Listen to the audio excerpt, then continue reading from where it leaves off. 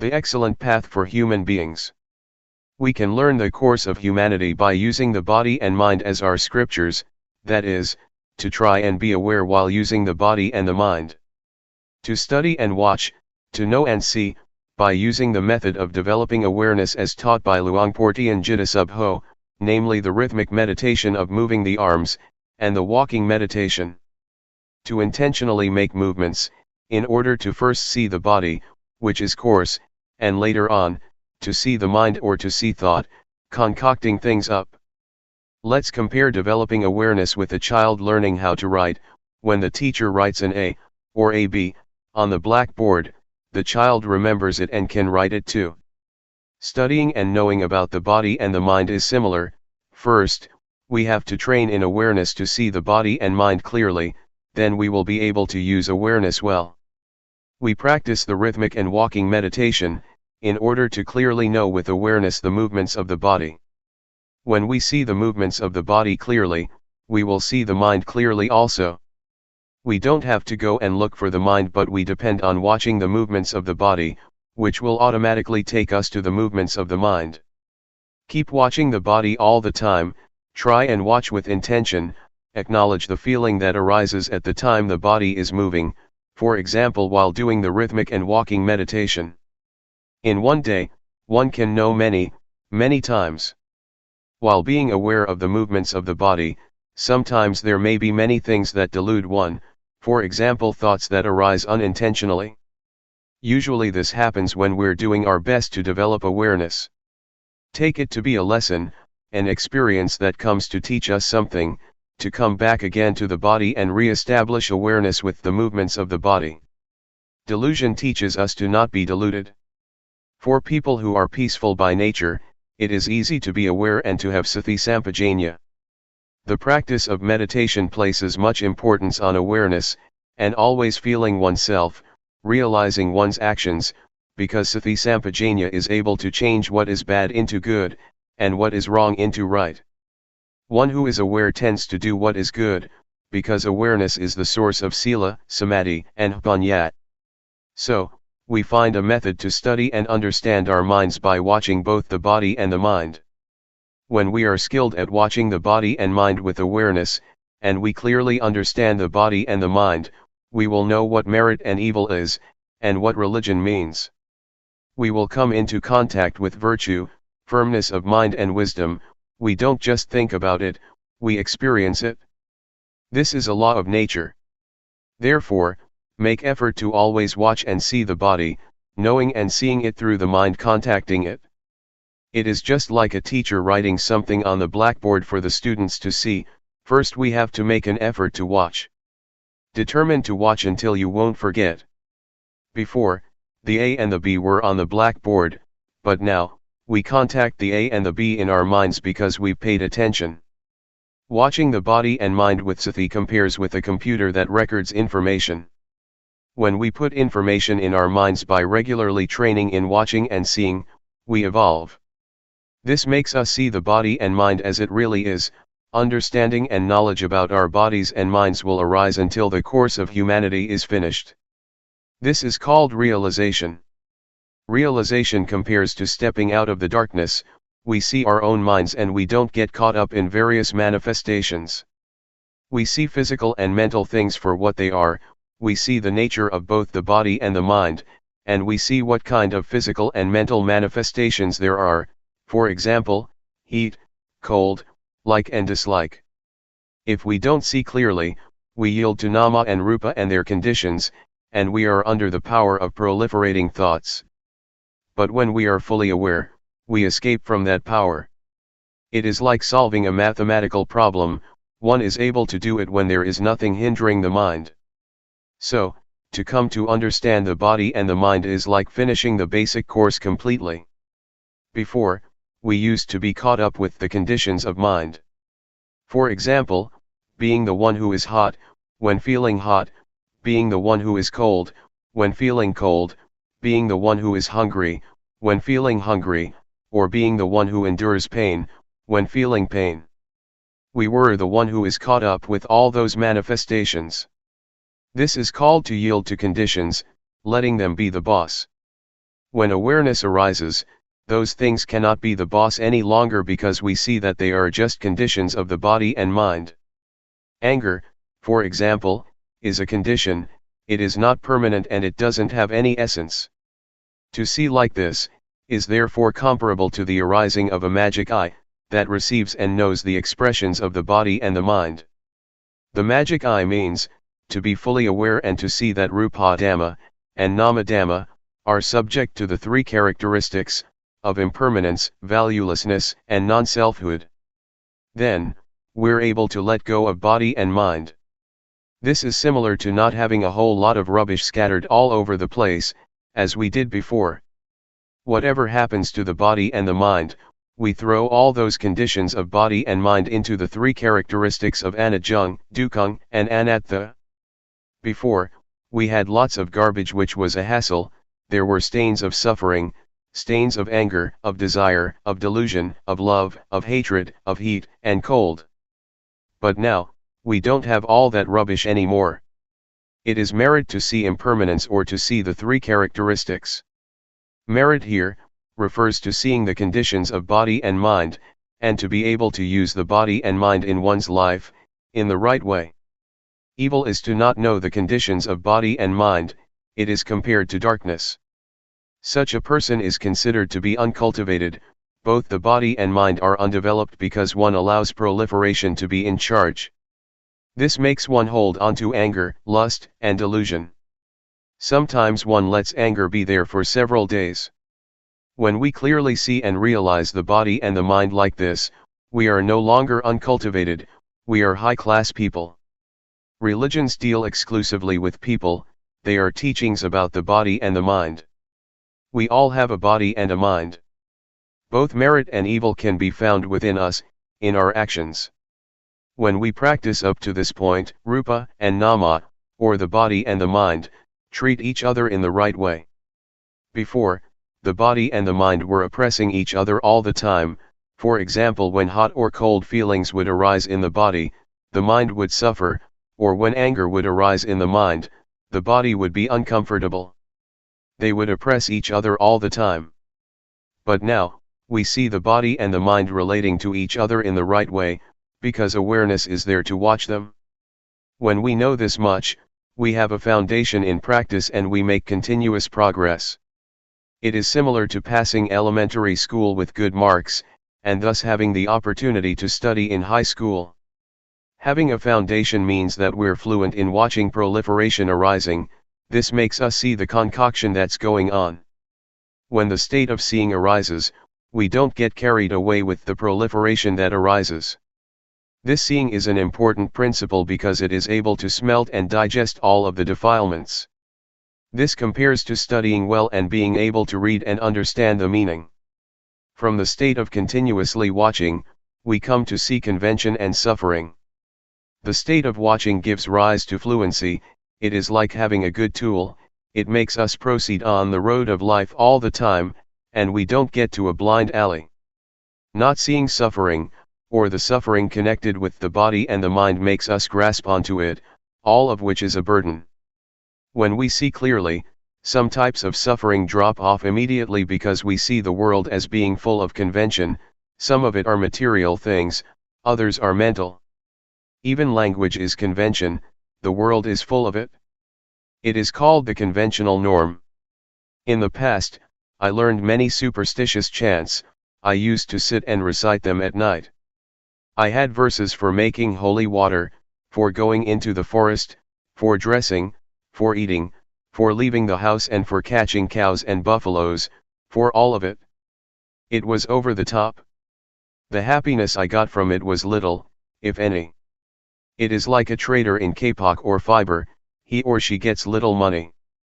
In terms of merit, it is little merit and it is not lasting. But now, I'm no longer a trader in kapok or fiber, now I'm a trader in diamonds and I get loads of money. Seeing convention makes one able to completely give up on those verses. For example, the chants about the 108 virtuous qualities of the Buddha, belief in various ceremonies, invulnerability verses, which one has to recite until one feels that one becomes big and one's skin becomes tough. These things I have completely discarded. Instead, lightness of body and mind arose. I realized what convention is. Whatever somebody does, I understand it, whoever does right or wrong, I know. When I fell into the well of knowledge, I saw all things in the world as being full of objective matter, ultimate meaning, and changing conditions. I saw that all things have causes and are conditioned. For example, I saw that sometimes an object can be supposed as good, as bad, as likable, or as not likable. Ordinary people assume words like love, hate, like, dislike, beautiful, ugly, they take this person to be good and that person to be not good. This is all quite ordinary, but it makes one not free in seeing. This is called, knowing convention, the norm, and ultimate meaning. On knowing these things the mind is set free because the state of seeing clearly has arisen. Falling in the well of knowledge means to know in all postures and all movements, one knows while walking, while sitting, while seeing, while hearing, etc. This is called the arising of wisdom knowledge. It leads us out of the various problems. Seeing clearly supports our continuous progress. One comes to know what virtue is, what firmness of mind is, what wisdom is. One really makes contact with merit, it is not like before when we just had ideas about it. I can assure you that the mind that really experiences merit, doesn't fall in hell, is not a hungry ghost and is not a thick-headed demon because one knows what is right and wrong. To experience merit is therefore useful. To come into contact with evil teaches one to let go of it. It is similar to having stepped on a thorn. When we see thorns, we don't step on them as before. So, really making contact with merit is for the extinguishing of suffering, for peace, and for liberation. When we stay with virtue, we experience virtue. There is normality in both the body and the mind. The body is in its normal state and the mind is in order. The mind doesn't go up and down, it doesn't run wild. The state of normality of the body and mind is virtue, firmness of mind, and wisdom, thorough understanding, arising, which keeps purifying the mind and sets it free. Knowing the causes and conditions makes one not stupid, not deluded, and one is able to contact sila, samadhi, panya. This is called the training in virtue. It is the virtue that arises from the path of practice. The state of watching and then seeing, and having seen, not being caught up, is the genuine path to overcome suffering. When one watches continuously, the mind will be purified. It is the living of the spiritual life. This is the way to come in touch with virtue. Always stay with this state, it is the training in sila. It is the virtue that melts and eats up the corruptions of mind, and one is able to let go of evil, do what is good and purify the mind. It can be taken that the training in virtue is really advantageous. It is not the kind of virtue that one recites in a ceremony. Right now, in carrying on with one's life, one can find virtue. One is then someone with real virtue. Sila makes the body, speech, and mind normal. At this stage, we have really become a human being, and really closed the door to hell and the evil destinations, because we know the path, we know virtue, firmness of mind and wisdom through experience. It is not knowing through memory, thinking or figuring things out. Rather, we meet and see, we experience sila, samadhi and panya, we experience the noble path and the spiritual life, brahmacharya, which is purity.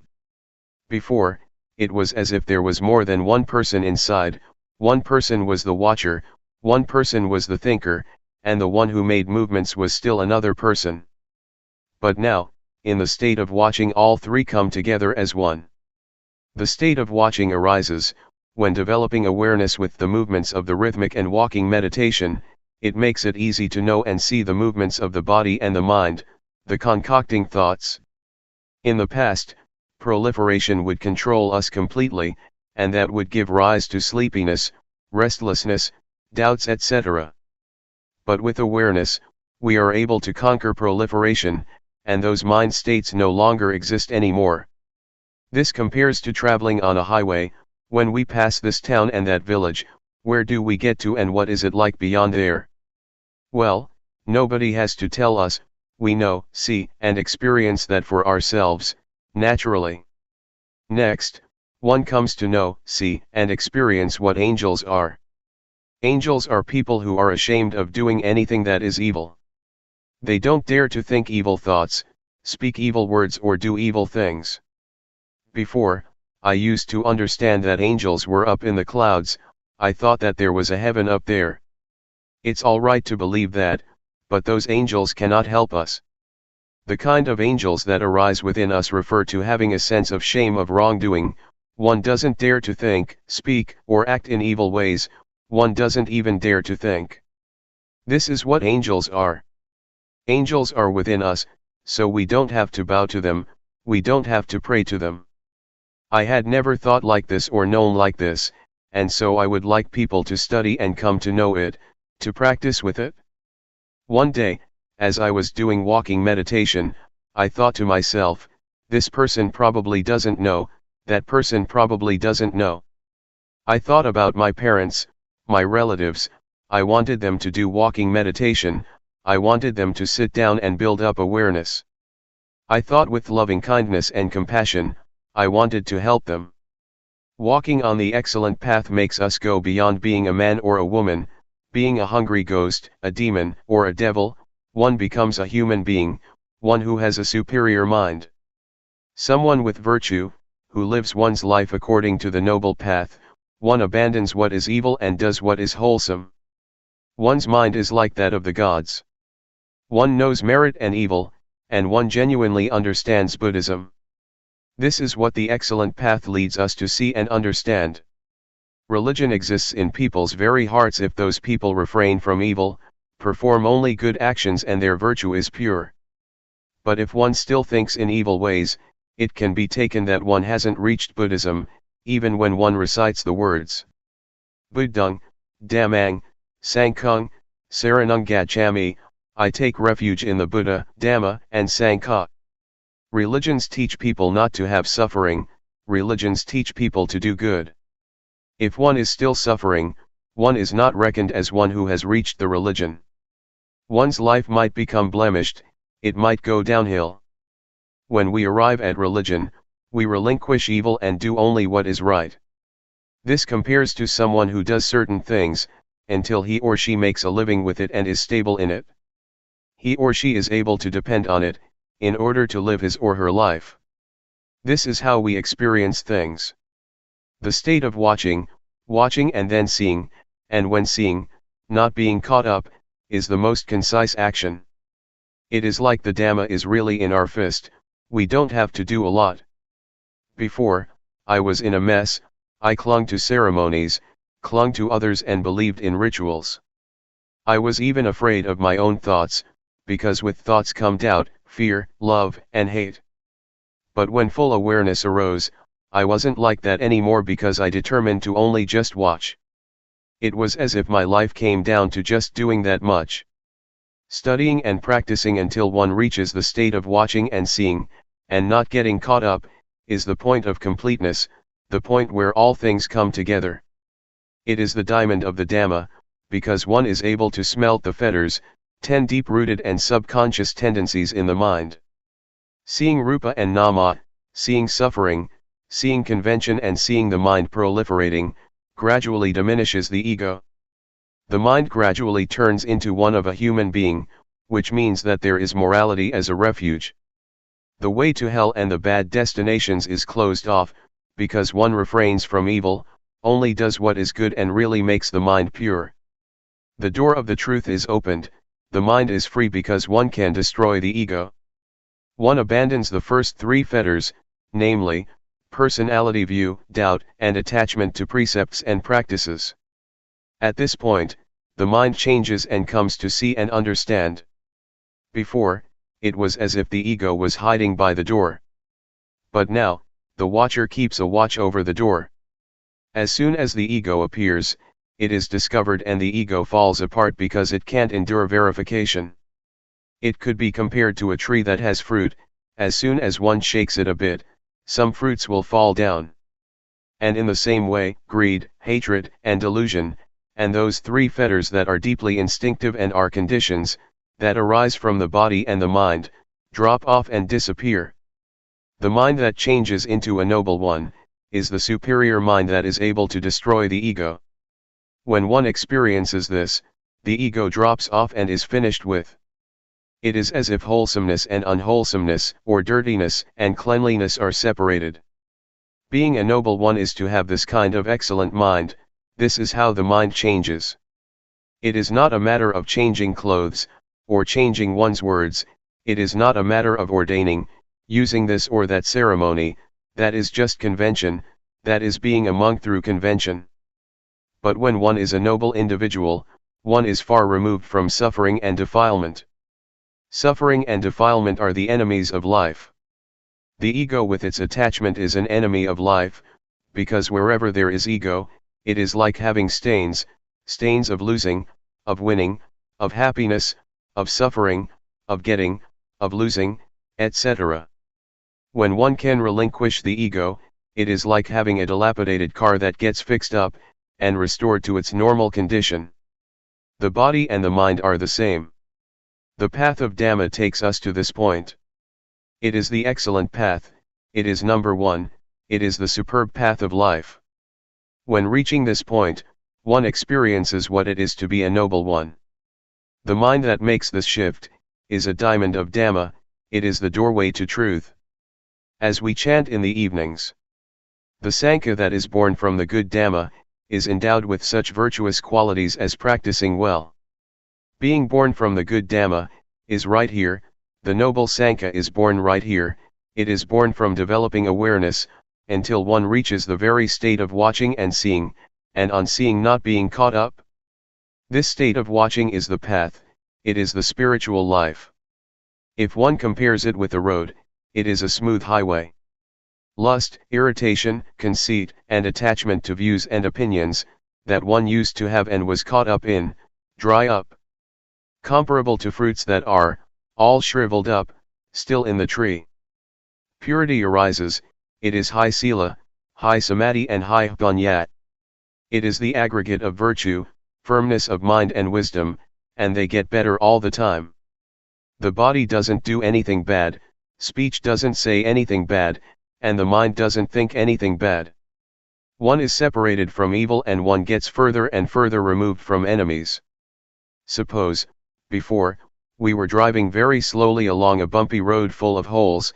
As soon as we get to the smooth highway, we can drive at ease and we don't get stuck, we can keep going.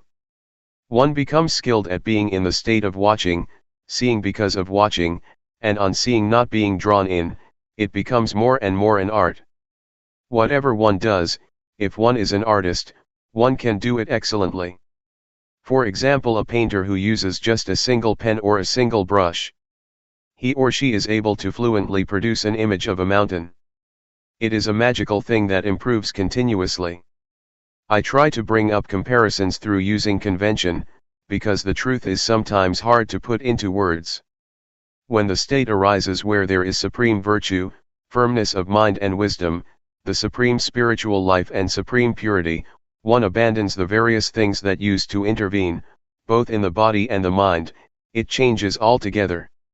Whatever passes, whatever one experiences, one really knows and sees it for oneself. It is like when we finish something, we know that it is finished. One reflects on the Dhamma that one knows and sees and liberated one. How did it arise? There is more and more a sense of separation and reflection, happiness and joy arise. It is comparable to being pulled along by a current, going to the sea, one doesn't have to make any effort. Or it is like a strong man, he is able to lift up weights immediately. It is the same with the paths and fruits of practice, from the first stage of enlightenment upwards. It is smooth and refined. This can destroy the ego, and the defilements starve. At this stage, no perception arises and there is no deluded identification. It feels like it's hard to think and get carried away. To go back and think in ways that make one be something or other, makes one's hair stand on end. Anyway, neither the mind nor the body would be caught up in it. The corruptions of mind shrink back. One can no longer think like that. Old perceptions have disappeared. It is as if one is born anew. Having arrived at this point, it seems as if the ego is gone. There is nobody left. The self has been burned up by knowledge. It is like shriveling up. It is the ending of all perception. The mind is free. It is as if a state arises that is parted and disconnected. It looks vague and indistinct. The 5 aggregates that one used to cling to, that were the germ, now don't get anything to eat and so they starved and a separation takes place. Before, form, feeling, perception, volition and consciousness would work together, but they would each have their own function. Now, they dried up, everything shriveled up, as if they had become loose and come apart. Sometimes I would still be deluded enough to connect them, but they wouldn't hold together. Even when connected, there were only just processes. All speech and all thoughts were purely just processes only. It was the end of proliferation in life, the finish of craving and attachment. When reaching this state, one knows that the paths, the fruits of practice and nibbana, really do exist. One knows that non-birth, non-aging, non-sickness, and non-death, really do exist. Luangpor Teean knew this matter, right at this point.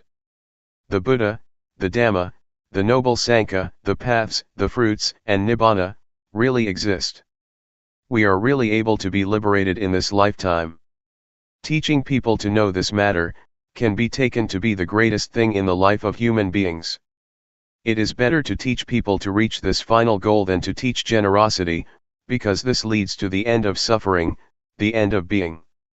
This is the most excellent thing. If this state arises, then help to support this teaching. If there is nobody to talk about it, there won't be anybody to listen to it, and the Dhamma will completely disappear. I consider talking about the truth to be my profession. When one takes the truth as one's profession, one has to talk. If nobody shows people how to practice, it will be the end of the truth. If you are interested to study and practice, I will arrange food and a convenient enough place, a hut or a meditation hall for you to use, so you can try out training yourself. Before, I used to live out in the country, far from civilization. When many people would come to practice, there would be a problem. Sometimes there would be a deficiency of things, which would make it inconvenient for the practitioners. But at present, I have a place, and if you're interested, I will look after things. I will be your friend as far as I can. We will share happiness and suffering. Don't suffer by yourself. I'm sure that I won't lead you along the wrong path, because I have discovered the path to some extent. When seeing suffering, one discovers suffering. When seeing something that is wrong, one overcomes what is wrong, and when one discovers the path, one can reach the final destination. No matter whether you are ordained as a monk or not, I have a place prepared for you. If you have suffering, don't do anything else. I really have found the way out. It is the number one way. Reflect on this, but you shouldn't just use reasoning. You shouldn't create conflicts or just have blind faith. Don't be averse to anything. These words are just words. Once they have been received, they might disappear, but if you're interested, try out to practice. If you read these words and immediately confidence arises, it is not right. First, practice. If, having practiced, results arise, then be confident. If, having practiced, there are no results, then find another method. Meditation is something that has to be tried out through practice. When one experiences it by oneself, one's actions will sort things out. or destine the course of one's life, by themselves. It is not a matter of figuring things out or memorizing, one must put things into practice and one must experience things for oneself. Being aware is to develop the four foundations of awareness. Anybody who turns up the hand or makes other movements, and is aware of it, is practicing in the right way, because awareness is the sprout of enlightenment, that is, it makes wisdom spring up. One must start up from this point of making use of movements. It really is the birthplace of the four foundations of awareness. This really is the excellent path. It is called, Agamagko Visuddhya, the excellent path for purification. Buddha arises from building up a lot of awareness, one has to do that oneself and practice oneself. The method of developing awareness, as Luangpor Teean teaches, is really up to date. The more diligent one is in building up awareness, the more one knows, sees, and understands one's life. Awareness is with us all, as long as we have a body and a mind. To have awareness is the treasure of a human being, it is the same for all of us, without exception. No matter what country you live in, what nationality you may have or what language you may speak. Be aware, just raising the arm, feeling it, is already good enough. Guidance to train oneself. We must use our lives to train ourselves diligently, we must take ourselves to the ultimate and final goal. This is called an excellent life. If we don't train ourselves, it is easy to get involved in things. For example, if there is suffering, we suffer until we die. So we have to train diligently in order to overcome doubt, worry, sadness, anger, desire, delusion, etc. This is called following a good example.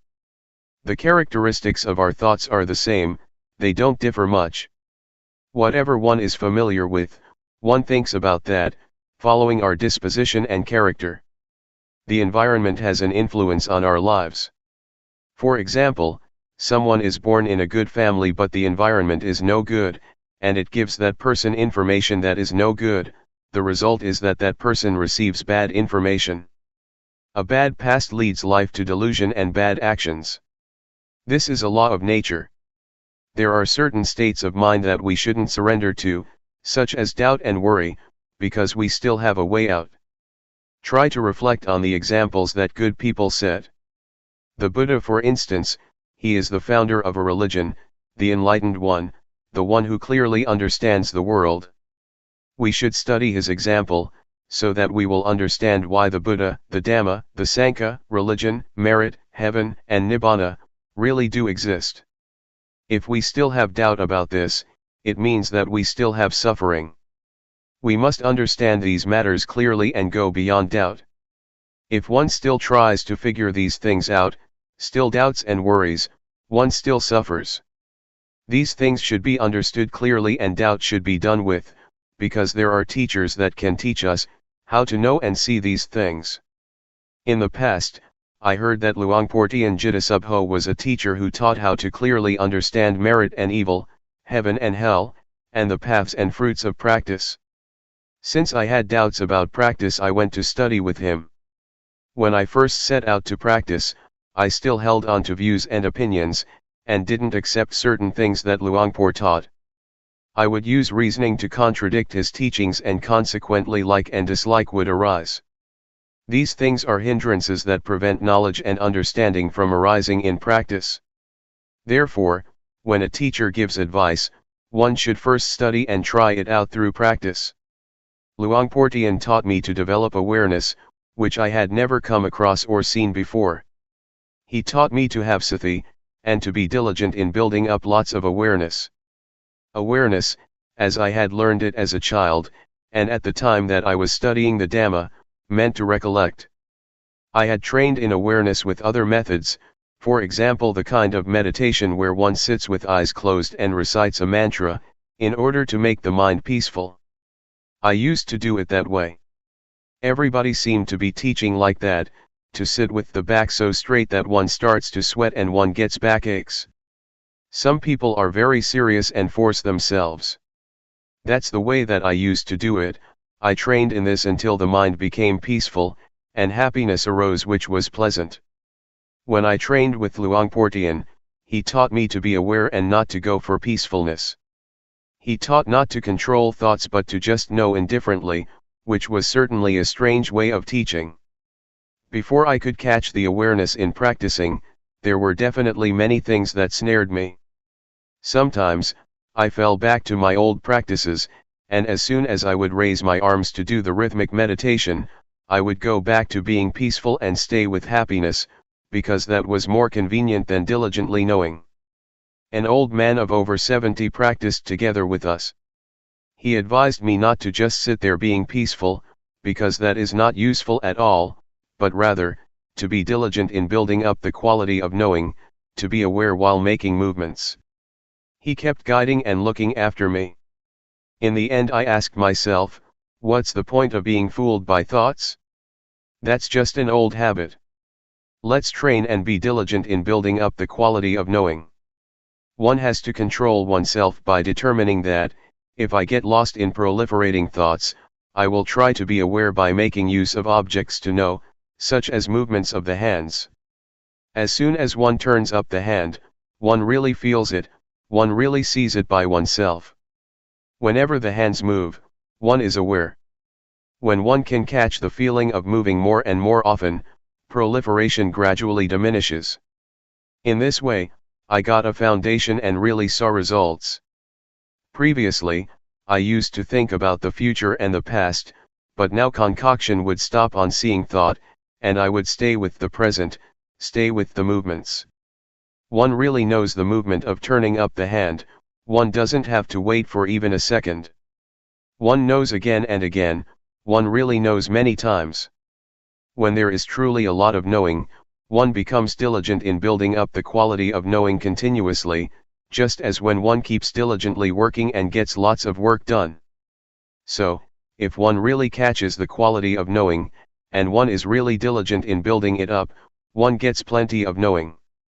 It is useful to have lots of knowing, because whenever one gets lost in thoughts, going all the way into the past or the future, the quality of knowing pulls one back, so that one doesn't easily flow with thought.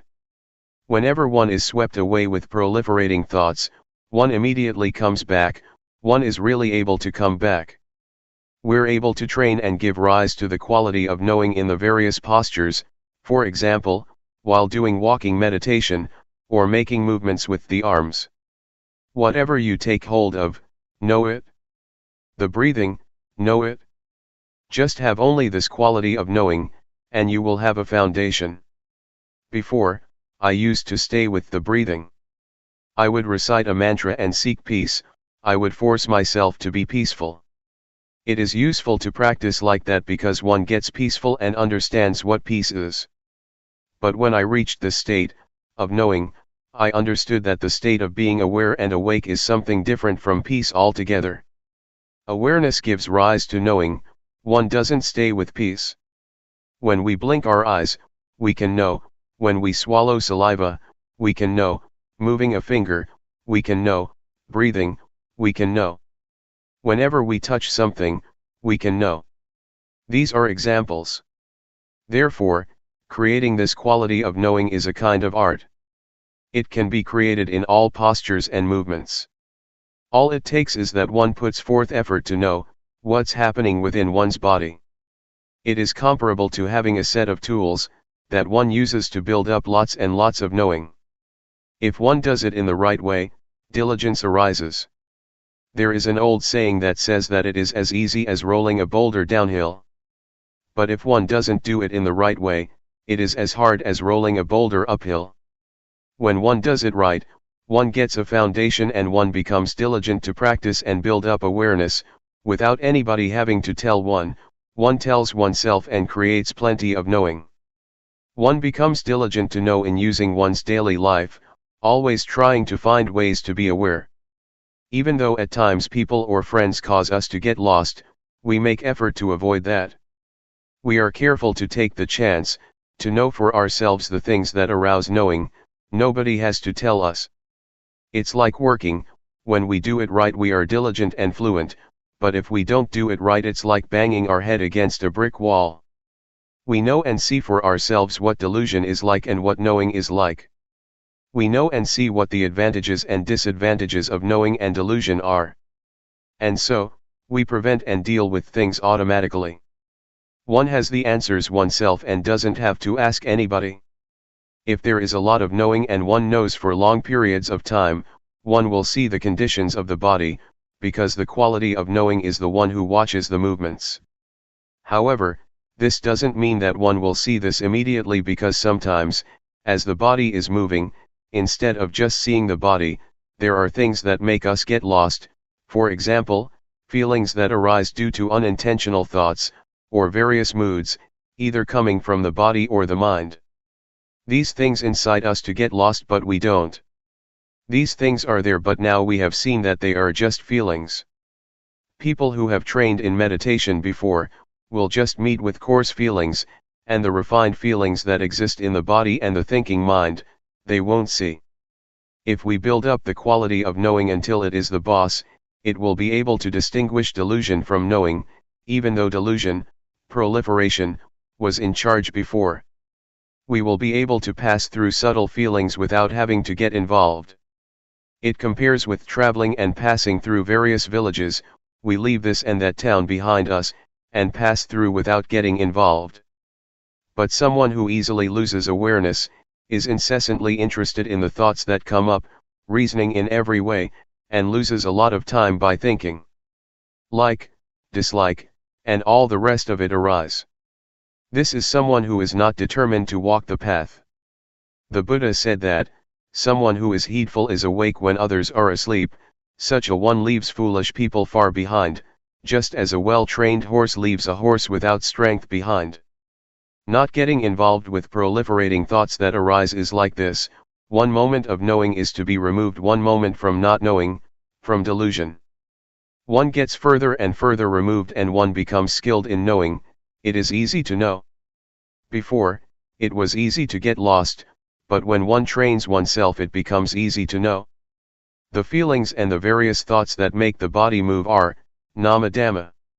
When the quality of knowing sees this, one understands the body.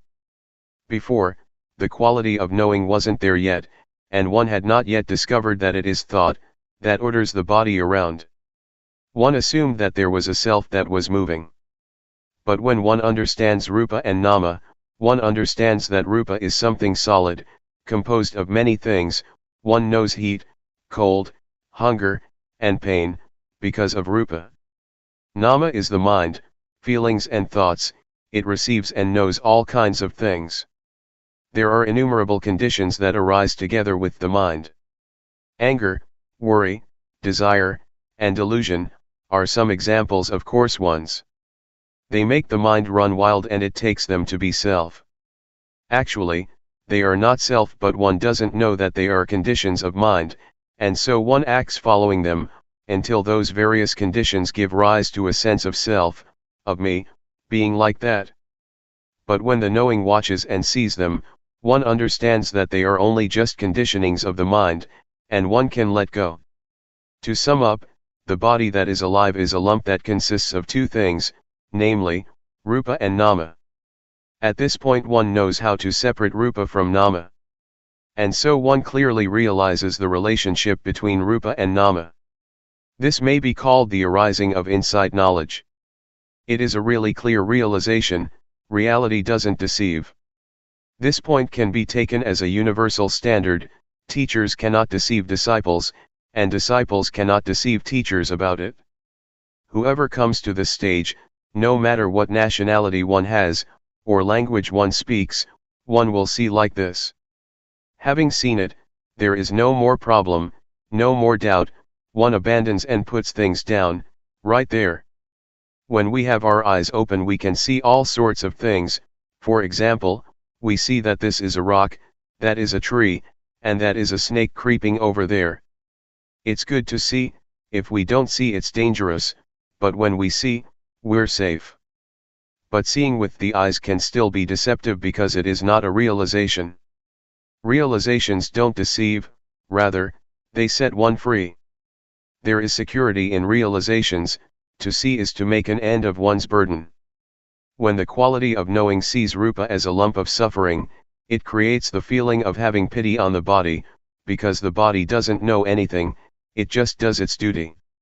It gives us signals of what is dangerous, for example, heat and cold, so that we can do something about it.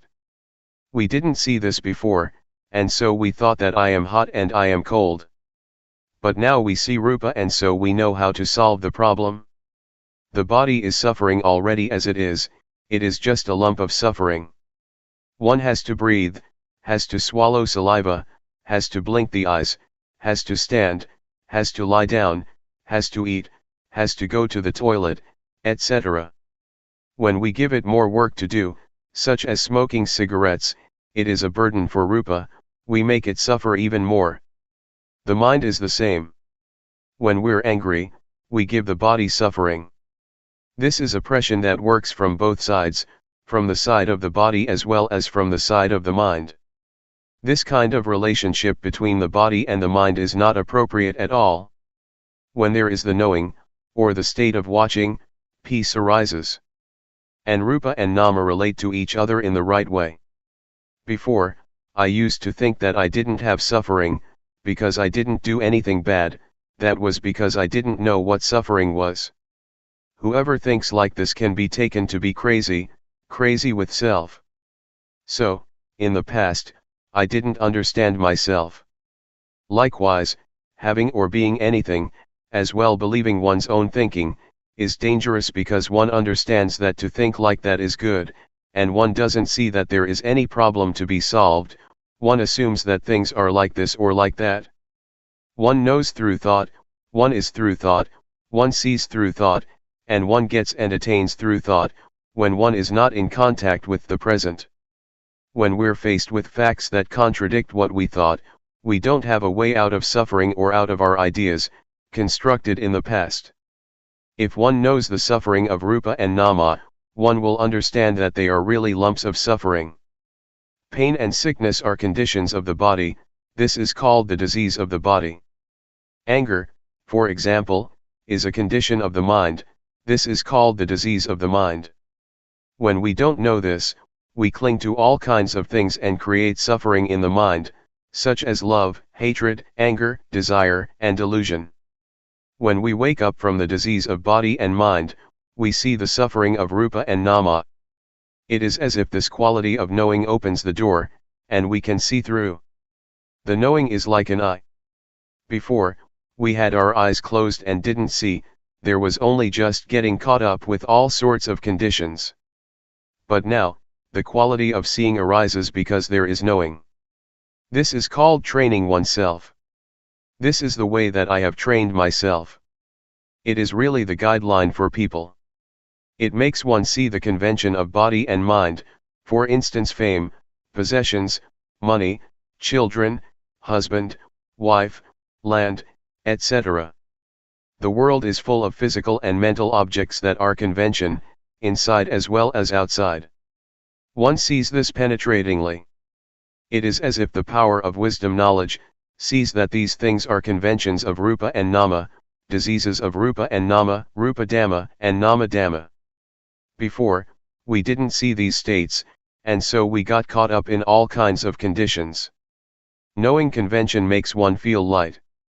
In the past, I used to go for all sorts of things, superstition, verses, chants, and I believed in rituals.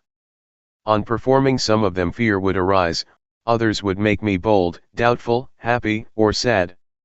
I ended up with nothing because it's all nothing but convention. A thing is sometimes assumed to be likable and sometimes not likable, it can change, and we go for it all.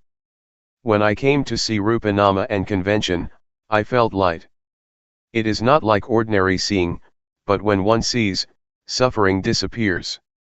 The gross kind of suffering, such as suffering that comes from foolishness, delusion, and stupidity, really disappears. It compares to having finished one's studies, one is able to read and write, doesn't get stuck, has enough knowledge and is able to stand on one's own feet. What I'm talking about is a universal standard, it is a fixed formula, just like mathematical formulas, 2 multiplied by 5 is equal to 10, not 11. When all this knowledge arises, one knows what other people are saying, one knows the objects that one looks at, there is just knowing and joy. It is insight, because one now has the eye that sees the Dhamma. It is fun to watch, whatever one looks at, one hits it on the spot. Both material and mental phenomena, inside as well as outside. Whatever happens to the body and the mind, one knows immediately, and one leaves it behind without hesitation. Before, when something would come in contact with the mind would ripple. Now the mind doesn't ripple, rather, the object that comes into contact with the mind is set free. When I was still a layman, I went to practice Dhamma at the Budayana forest, in Loi province. I had to use a wooden platform from a nearby monastery, and I bought a plastic sheet to make a roof. Tattered monks' robes were used as walls, because in July there is plenty of rain. As I was practicing, somebody told me that I should understand Rupa Nama, because he saw me practicing for a long time without understanding it. Some people said that they knew, just practicing for a week, and they knew Rupa Nama. But I practiced for 2 whole weeks and still didn't know it. I thought to myself, I really have to see it in my mind, I'm not going to just remember others' words or figure it out with my own thinking. That's how Luangpor Teean taught, he taught to practice and see it for oneself. Next, I thought, Luangpor Teean used to say that he had made large offerings to the monastery, including building a ceremonial hall, all by himself. But I am a poor man, I didn't do all that. I probably don't have a chance to realize the Dhamma. These thoughts made me feel inferior and doubtful. Then I thought, but I've done some good things, maybe not as much as him, but I've made merit, built a monk's hut, and I am not a bad person, I don't have any stains of wickedness. I've always been virtuous because my parents are Buddhists and taught me to do what is good, and that's what I've been doing all the time. Especially when I studied superstition, I had to keep precepts, I couldn't gamble. My character was like this. Reflecting like this, made me a bit proud of my past because I was not an evil person, but why didn't I know the Dhamma? I asked Luangpor Teean, are there any practitioners who don't get any knowledge after having practiced? Luangpor Teean said, that has never happened. It seems that I am the first one, because after 2 weeks I still don't know anything, I remarked. Luangpor Teean walked up to me and grabbed my hand. I said, you have made merit and made offerings, but I have never done as much of that as you, I guess I don't have the merit to know. He answered, never mind, don't worry. Are you practicing sincerely? I said, I really am, Luangpor. Luangpor Teean said, practice here for 1 month. How much money do you get for 1 month's work? I answered, I get 1,000 baht a month. In those days I was a hired hand, making doors and windows for houses. This was building work, skilled labor, and I would get at least 1,000 baht a month. Next he said, if you practice for 1 month and you don't get any knowledge, I will give you 1,000 baht, I really promise you that. But you have to practice sincerely. From then on, I was energized in practicing. Practicing in those days, I would sometimes get lost in criticizing certain monks, thinking that they didn't have the same virtue as me, because I saw them playing and joking. Sometimes, they told me to go and look for bamboo shoots or to climb a tree and collect fruits. I asked myself, is this called practicing Dhamma? It made me think about leaving. But having reprimanded them in my mind, I no longer looked at others. Instead, I only watched and listened to Luangpor Teean. I didn't pay attention to others and create a mess and a burden for myself. So, I made a firm resolution to build up awareness, to build up sati. After practicing Dhamma for less than 20 days, I had an experience and lots of knowledge arose. When practicing in the right way, it becomes as easy as rolling a boulder downhill. But when doing it wrong, it is like rolling it uphill. Doing it in the wrong way is just a burden, there are many things that one doesn't like, and then one goes and thinks about them.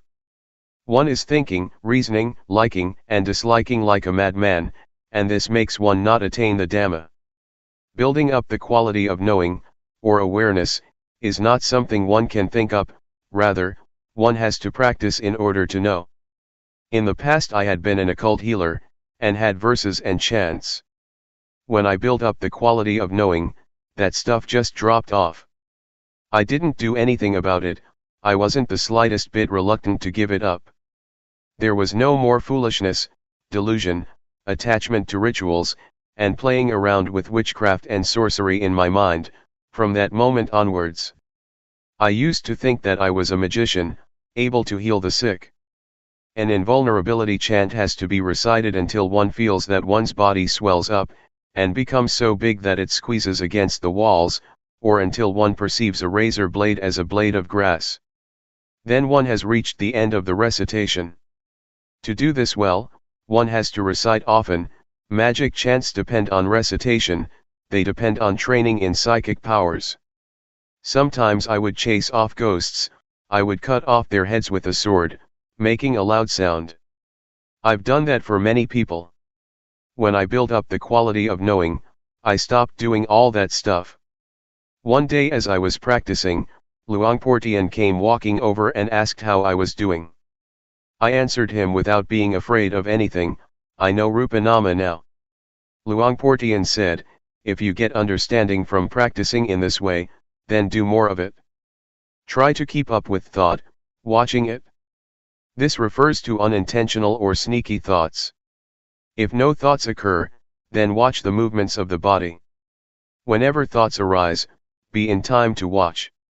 Luangpor taught me to work with the mind, to watch both the body and the mind with awareness, to watch and see suffering, suffering of Rupa and of Nama, to watch and see physical and mental phenomena, and convention of Rupa and Nama.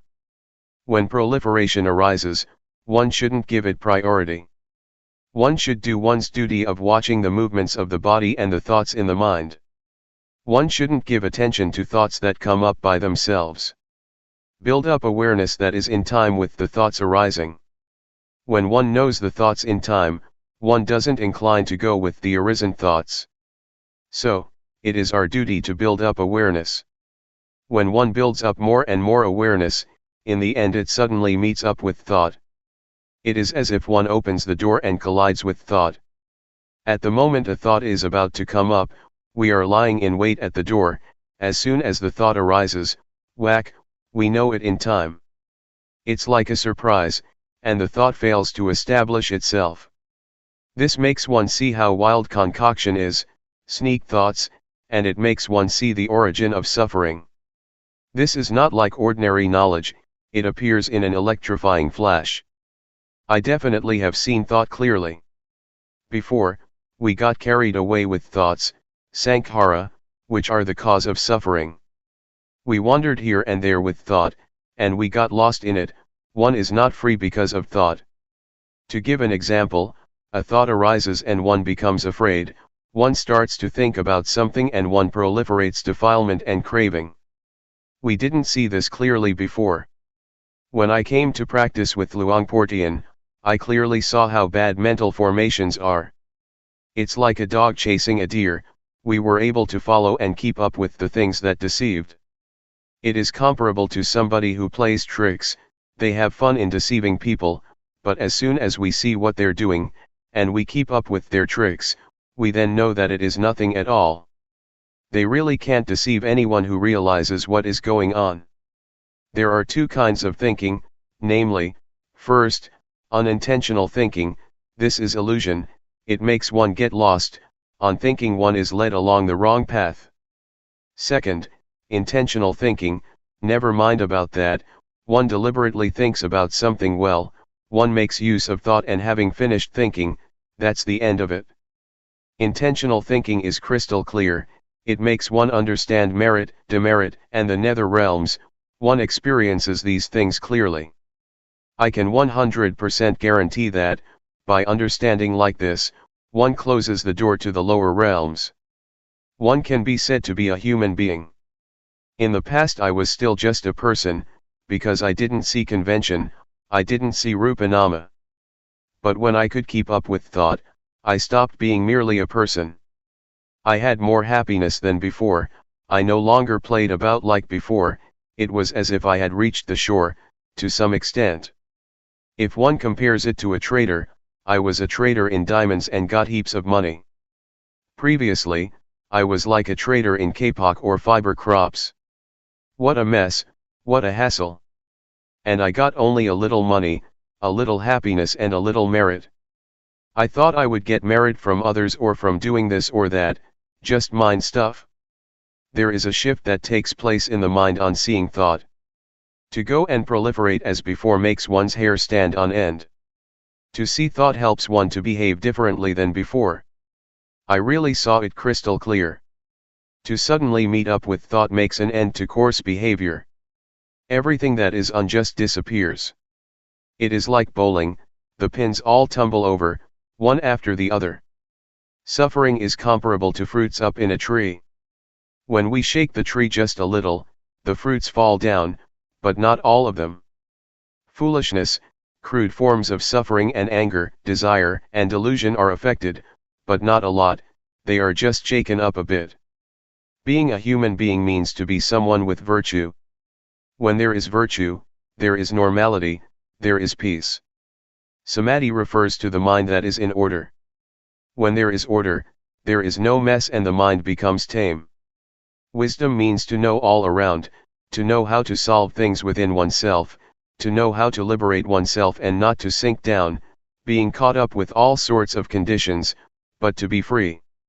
This is how I knew, and later I understood other things as well, such as angels. To be an angel is to have a moral mind, not daring to act or think in bad ways. I understood Buddhism, and I understood the three characteristics of all conditioned phenomena, namely, that they are impermanent, without intrinsic value and not self. Seeing Rupa Nama, seeing the conditions of body and mind, and seeing all things as they really are, is like having a magic eye. One sees that all things are impermanent, it is like seeing the place to dispose of the conditions of body and mind, one used to cling to. The mind becomes clean because there is no rubbish lying about in it, there are no smuts of love, regret, anger, suffering, obtaining, losing, winning or failing. This state of mind is called, seeing the three characteristics. Merit is to have an upright mind. Religion exists within us. Evil has to be abandoned at the body, speech, and the mind. If one still thinks, talks and does bad things, to take refuge in the Buddha, Dhamma, and Sangha by reciting a formula, is useless. I didn't know this before, I thought that thinking was something refined, that whatever one thinks, nobody sees it. But in seeing it I know that unintentional thoughts are gross, they are dirty, and because of that I don't dare to think. When one doesn't dare think, how is one going to talk and act? So whatever is bad, I don't dare do it, not even to think it. This is called being an angel because one is established in the morality of angels. The kind of angels that one can really meet and see are the angels that arise in the mind, that is, one is afraid of evil, one doesn't dare to perform what is bad. As for the conventional angels, they refer to kings and important people, who have happiness and ease, without much suffering. On reviewing the previous stages, from seeing Rupa Nama onwards, it appears as if Rupa and Nama encourage us, they don't leave us. The three characteristics don't leave us. They are like a stack of provisions, or reserve players at a sports event. In other words, they are a big army. Seeing the stages all the way through gives us encouragement. One knows, sees, and understands the three characteristics, and it is as if they keep following one continuously. To be an arahant, refers to the mind that is utterly pure. When one enters the stream, that leads to Nibbana, the angels come to praise one. It is only human beings that are able to reach the path, fruits of practice and Nibbana. Therefore, human beings are considered to be the uppermost beings. It says in the scriptures that being born as a human being is a great gain. In the state of being human, the mind really rises higher. It is not just a matter of having 2 arms, 2 legs, and a head on top of the shoulders. That is still not a sure thing. It might be a spook, a giant or a hungry ghost. But practicing up to this stage, one really is a human being. When one walks to the plane at the airport, there are certain conveniences. On walking to the door just opens up for us, no need to open it yourself. Going up, there is a conveyor that takes one's suitcases, one doesn't need to carry them oneself. A Brahma god doesn't have 4 faces, as some will have it, rather, this refers to the qualities of loving kindness, compassion, sympathetic joy, and equanimity. When I understood like this, it made me think of those who don't know yet. I wanted people to know and see. I thought of this and that person. I thought of my father has died. I thought of my mother. All right. I'm going to teach my mother. I'm going to teach my brothers and sisters. What I've been saying may not be all of it, but if one really studies and practices, one will know many things and doubt will come to an end. It will make one see right and wrong, this is called realization. One will shift from being a person to being a human being with morality. Training and practicing until there is realization, will give one sufficient understanding about angels, about Brahma gods, about virtue, firmness of mind, wisdom, religion, merit, demerit, and Buddhism. One won't have any doubts, even about such matters as visions, ghosts or whatever it may be. The mind will be steadfast, not attached to any ceremonies. Everything comes to a conclusion within oneself, and so one stops searching for teachers. The teaching, by the Buddha, that says to associate with the wise and not to associate with fools, refers to oneself, one's own body and mind, which are wise or foolish. To love one's parents means, not to lead oneself to do bad things and get into trouble. Respecting teachers isn't just a matter of bowing to them, rather, one should revere their goodness. Don't try to find angels outside of yourself, they exist inside us. The Buddha, Dhamma, and the Sangha exist within oneself. A good person is someone who respects him or herself. When one pays respects to a Buddha image, one doesn't bow to the cement, bricks, or stone, that is just convention. Know that to be externally reverential, one should have a noble one inside. That is to say, a moral mind, a supreme mind. There is an old saying, the malicious mind is a ghost, the righteous mind is a noble one. At one time, about 40 or 50 people came to practice with Luangpor Teean, lay people as well as monks. Some people had all sorts of reactions, some people cried. I've never had those kinds of problems. Even when some visions did arise, I'd see and understand it. It is like having eyes, one looks and one sees according to reality. For example, one sees mosquitoes swarming around, one sees a snake coming, one sees thorns, one sees an overgrown path in the forest, or one sees a cleared path. One sees similarly in the mind, one knows what to do, and so there is no more doubt anymore. No more doubt about the teaching of the Buddha and the noble ones, about what convention and ultimate reality is, about visions, about what tranquility meditation and insight meditation is. One has experienced it plainly and there is no wavering. One doesn't go and search anywhere else anymore, one has enough knowledge. Abandoning evil, and doing what is good, is really to be done right here. At our very body and mind.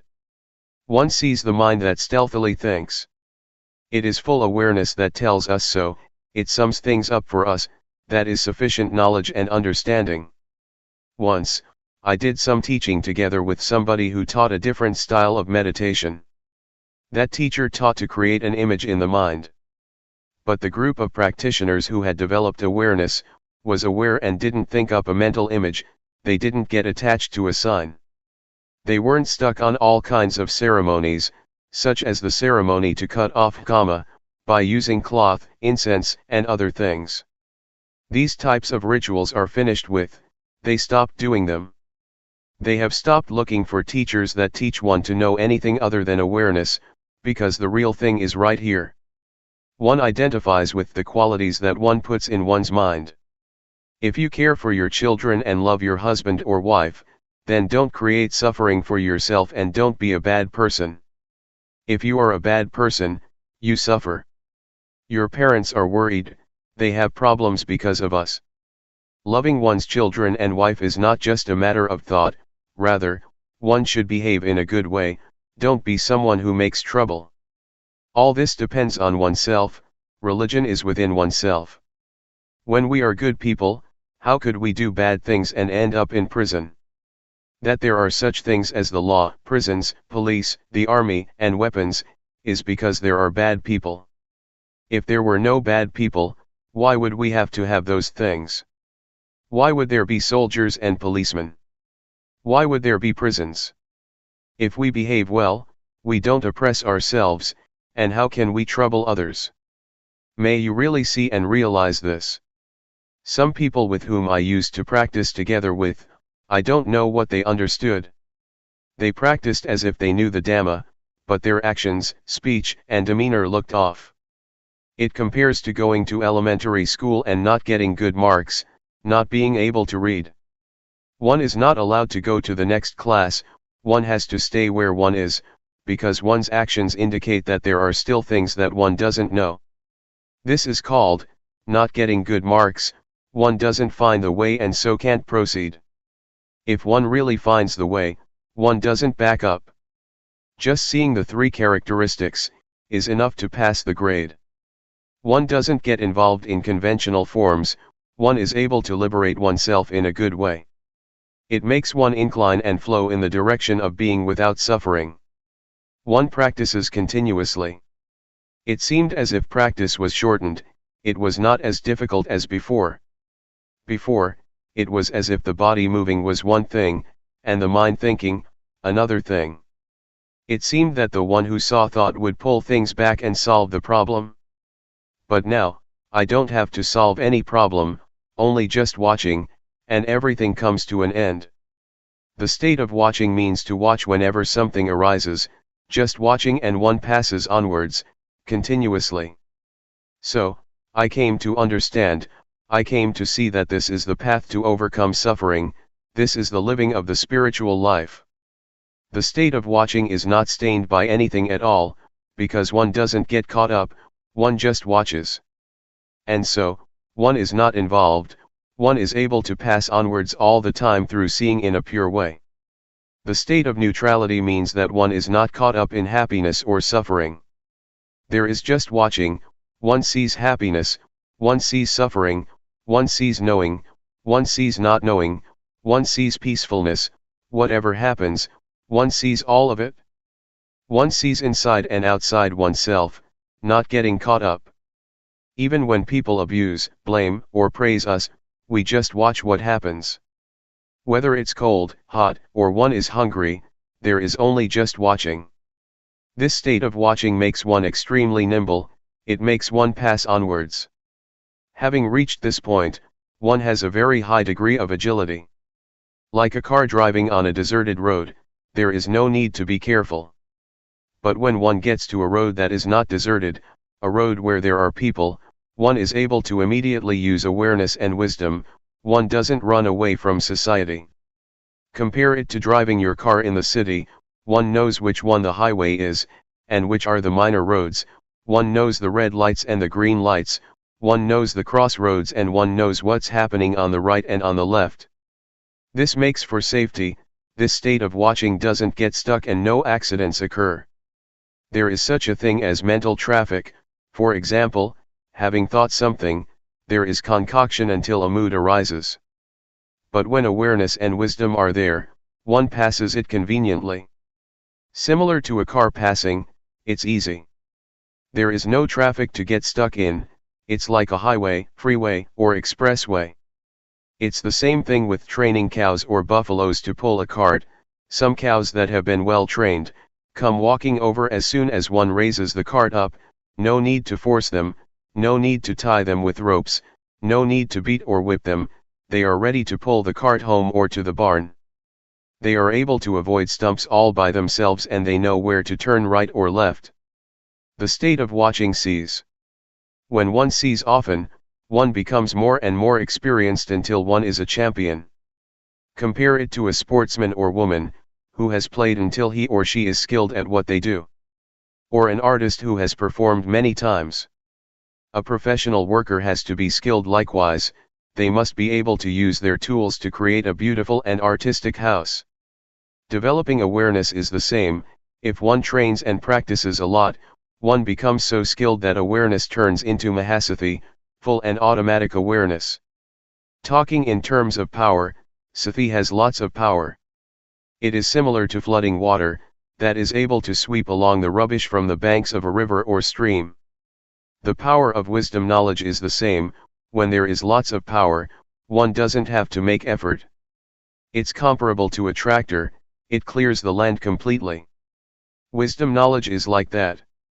For this reason, the things that are dirty, the things that are corruptions of the mind, that are stuck in one's character, until the attachment to them as being me, is as hard as a diamond, become as soft and gentle as silk, because purity of mind has arisen. The three fetters of 1. Self-view, 2. Doubt, and 3. Attachment to precepts and practices, are not just things in the scriptures, they exist in all of us. The 84,000 teachings in the Tripitaka, ancient Buddhist scriptures, exist in us, here. They are to be found in this fathom-long living body. The nature of our actions depends on our minds. One may be a spook, a giant, a devil, a hungry ghost, a human being, a person, an angel, or whatever, it all depends on our very minds. The state of watching and seeing doesn't get caught up, there is just watching and seeing continuously.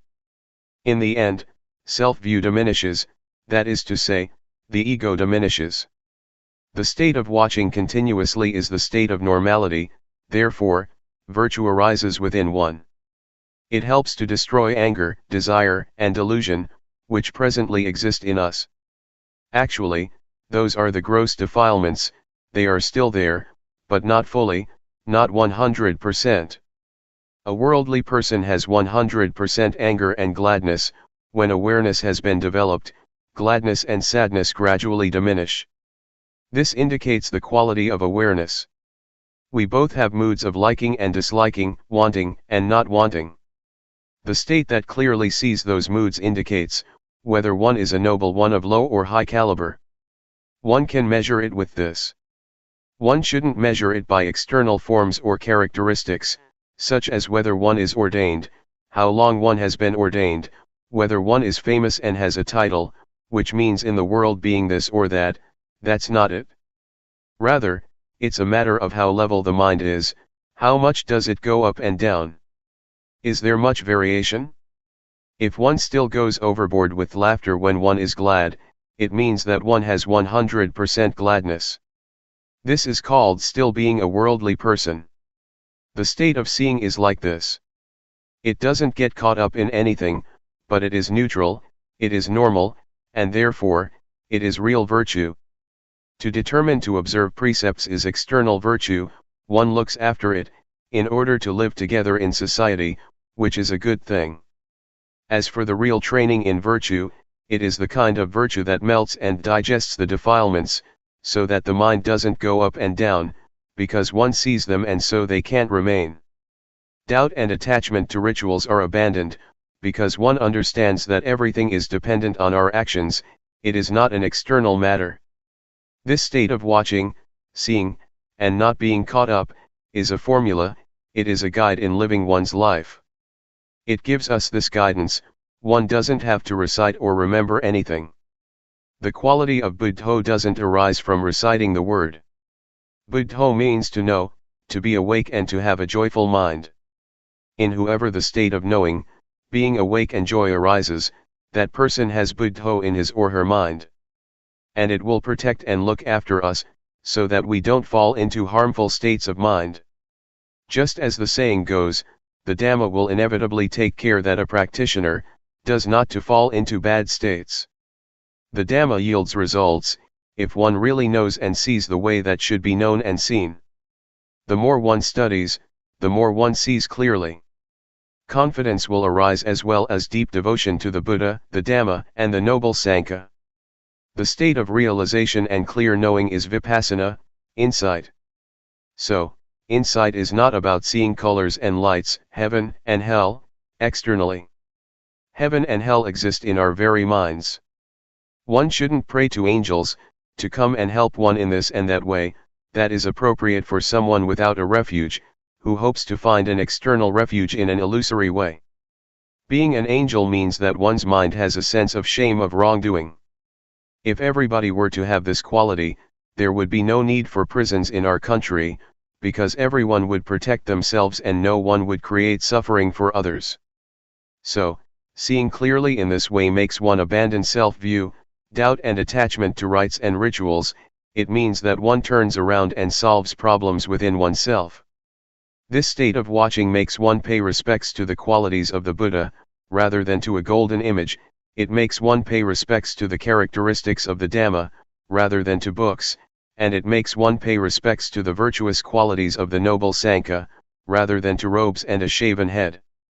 The meaning of the word pra, monk, is an excellent person, someone with a good heart, that is to say he or she doesn't get angry, doesn't desire and doesn't get deluded. The kind of thoughts that say, he insulted me, I won't give in, don't exist in someone like that. There is just letting go, and understanding arises, clear seeing, until there is no anger. Getting and losing, happiness and suffering, praise and blame, are ordinary things in the world. Nobody can be their owner. And it is the same with sights, sound, smell, taste, bodily sensations and mental phenomena. They are things of the world, they belong to the world, they are not ours. Even sight, sound, smell, and taste have a worldly flavor to them. People don't know or understand it like this, and so they always have a sense of lacking something. For example, one is a slave of desire. The state of watching and seeing makes one feel satisfied, there is a sense of enough, there is no lack of anything, no shortage, and how are we going to suffer? Therefore, when there are virtuous qualities in all of us, we don't get deluded, we abandon evil, do what is right and our minds are pure. The state of watching helps to cut down on things and it makes us understand. It makes us able to overcome suffering. What it comes down to is, a handful of Dhamma. The Buddha once compared his teachings to a handful of leaves. So, understanding the Dhamma, is not something difficult for someone who has reached the state of watching. This is true regardless of whether one has studied or not, because attaining the Dhamma is not connected at all with studying. Rather, it is a matter of training oneself to let go of what is bad, to do what is good and to purify the mind. That is what Dhamma is. Awareness or the perfection of awareness is not to be found in books or scriptures, it exists inside us. Don't be afraid of the ghosts outside, the ghosts are in your mind. In the Sutta, Discourse, on Auspiciousness, the Buddha said, not to associate with fools, to associate with the wise, and to revere those that should be revered. These three things are the highest blessing. A fool here, doesn't refer to Mr. A or Miss B. Gamblers, flirters, people who go to bars and nightclubs, people who drink, etc., are called external fools. But the real fools are inside of us, they are our thoughts. If we think harmful thoughts, our harmful thoughts may lead us to anger, desire, or delusion, they may lead one to defilement and craving. What does it mean to associate with the wise? It means to have good thoughts in our minds. For example, when some problem arises, we let go and don't dwell on it. Never mind, it is just the way it is. This is a wise person. Trying to not have anybody tell us off, or blame us, is impossible.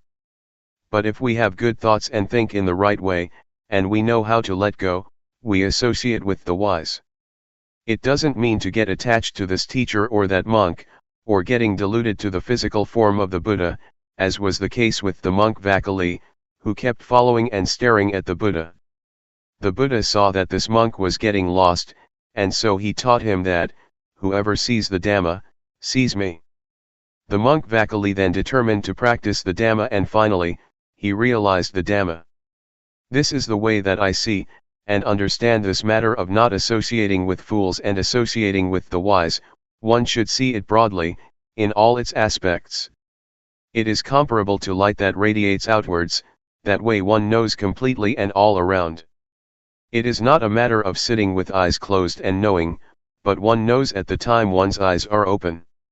Wherever one goes, one knows as one is living one's life as usual, being aware at the same time. The Buddha said that, whoever is aware continuously is like someone who lives in comfort at home with one's parents, there is warmth, kindness, and one is safe. What I'm saying comes from my own experience in training myself. It may not be elaborated in detail, but when you really determine to practice you will have your own experience. You will know the taste of it yourself, and learn plenty of lessons. We must experience and see things for ourselves, we must let go ourselves, we must be liberated ourselves. Once we have a foundation we will find the path, this is a law of nature. The state of watching, the state of knowing or awareness, compares to being at home with our father and mother. Of course then we are safe, we're free from all possible dangers because our parents protect us. This befits the saying, Sati and Sampajanya are things that are of great assistance. Sati is recollection, or mindfulness, and Sampajanya is realization or full awareness. The state of watching is something superb, because there is emancipation, there is safety, there is cleanliness, purity appears, it is lofty virtue, lofty firmness of mind and lofty wisdom. The state of watching helps support us to understand the conditions of body and mind, to know convention as convention, to know the suffering of rupa-nama, to know the disease of rupa-nama. And so, a transformation takes place in the mind, one becomes a human being and one who is virtuous. Pubpegatha punyatha means having done good things in the past. For example, yesterday or today we've done something good. The words in the past don't refer to before we were born, or a previous lifetime. In the past here means actions done earlier on, such as yesterday, last week, or last year. So if we have received good directions, the results will be good, and our minds will become more and more pure. The mind of a virtuous person goes back to nature. His or her body and mind are in a state of normality. The process of knowing more and more takes us to the stream of liberation. It doesn't flow backwards, it goes in the direction of the path and fruits of practice, it goes towards being a noble individual, namely a stream enterer, a once returner, a non-returner, and an arahant. The state of knowing is like a warrior who is backed up with support, and so keeps enlarging his territory until he is in charge and has power. Therefore, wild behavior can't remain, the army of the Dhamma is there. It is like a warrior who is victorious, there is awareness. The state of watching and seeing is the victory of the warrior. One practices right at this point. Nothing can obstruct, there are no enemies that can resist, and so one is fluent. The state of watching makes the cankers of sensuality, being and not knowing, unable to remain. These cankers are refined defilements that ferment in the subconscious, until they become habitual. The state of watching stops the enemies, or if they don't stop, they'll dry up. It is like custard apples, some stay on the tree, all shriveled up. The enemies, defilements, surrender and don't fight anymore. The quality of knowing makes us watch concoctions in a dignified way, one is not a servant of thoughts anymore, as one was before. When proliferation starts to come up, begins to stir, the thoughts will stop when the quality of knowing sees it. It will just give up completely. When there is realization, there is nothing that can deceive. Wherever there is suffering, one is able to dig it all up. It's similar to water and oil, even a little bit of oil will always float on top of water. The Dhamma is the same, it is always on top of what is not Dhamma. This is a law of nature. Suffering, again, is the same, it cannot be on top of non-suffering. One could compare suffering with water and non-suffering with oil. I'm just comparing all the time, but when you really practice you will see clearly and have realization for yourself. There won't be any suffering and you won't think about suffering, because you regard it as unclean. Just like someone who has clean clothes on, how can they let dirty things soil it? In case something soiled it, they would brush it off immediately. It is as if in the past we were dirty. That's why we let anger and suffering stay with us for days on end. We had never met the intrinsic purity and cleanness of the mind. But when we discover the cleanness and purity of the mind, we no longer allow dirty things to be there. The suffering of clinging to the ego is a refined kind of dirtiness. Originally we didn't know that, but as soon as we really know that this is dirty, we pass through and overcome it. In this way, we're able to erase the ego and make it fade out. This state of watching leads to justness, and when justness arises, one has a proper standard, one takes it as a principle and a guideline or compass for living one's life. The state of watching and seeing makes us cross over the cankers of sensuality, being and ignorance, or whatever states are the cause for wanting to be and have. The mind is liberated continuously. In the scriptures it is mentioned that a stream enterer and once returner, first and second stages of enlightenment, are people who still get reborn, that is to say, after death they are reborn in order to strive to be an arahant, fully enlightened one, in the future. But I understand the word rebirth to mean thought, interest, or whatever causes interest. When one has overcome that, one doesn't go back and think about things many times. For example, the eye sees a form or the ear hears a sound. As soon as one perceives it in one way or another, one reaffirms it, and thinks about it again and again until, for example, craving and lust arise. For a non-returner there is only one life, this one, which refers to thoughts that sneak in just once, and they won't go back to think about old stuff. They have realization and power. Having thought once, it fades, they don't return to it, and so there is no rebirth. The word birth doesn't mean being born from mother's womb, that kind of birth happens only once, everybody knows that. But being born here, is the birth and death of Namarupa, in other words, the endless arising and passing away of the feeling of self. The Buddha said, "Before I attained insight knowledge, I wandered around through samsara, the round of transmigration, for countless lifetimes. I searched for the house builder, that is to say, craving, the thing that creates being. Being born is suffering each time." The words countless lifetimes stand for the arising and passing away of Namarupa. The collected birth stories of the Bodhisattva, a being striving for Buddhahood, refer to this. It doesn't mean that the Buddha was born as a rabbit or whatever in previous lifetimes, but there is nothing wrong with that explanation. The birth of a non-returner is a thought arising, which they immediately leave behind and annuls, so that nothing remains. It doesn't have value for him or her, and no karma is created. Such a one is not a servant of thought, they are free. They relate to things as being me or mine, only very little. Those things drop off. We discover and see these things without anybody telling us. It is the quality of knowing that tells us. It informs us of what is right and what is wrong, all by itself. One really sees clearly.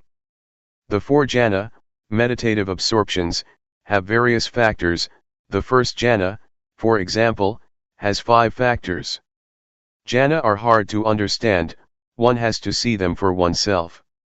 One is capable of generating them, they make one get stuck because of their attraction, they give one a sense of happiness which is called worldly happiness.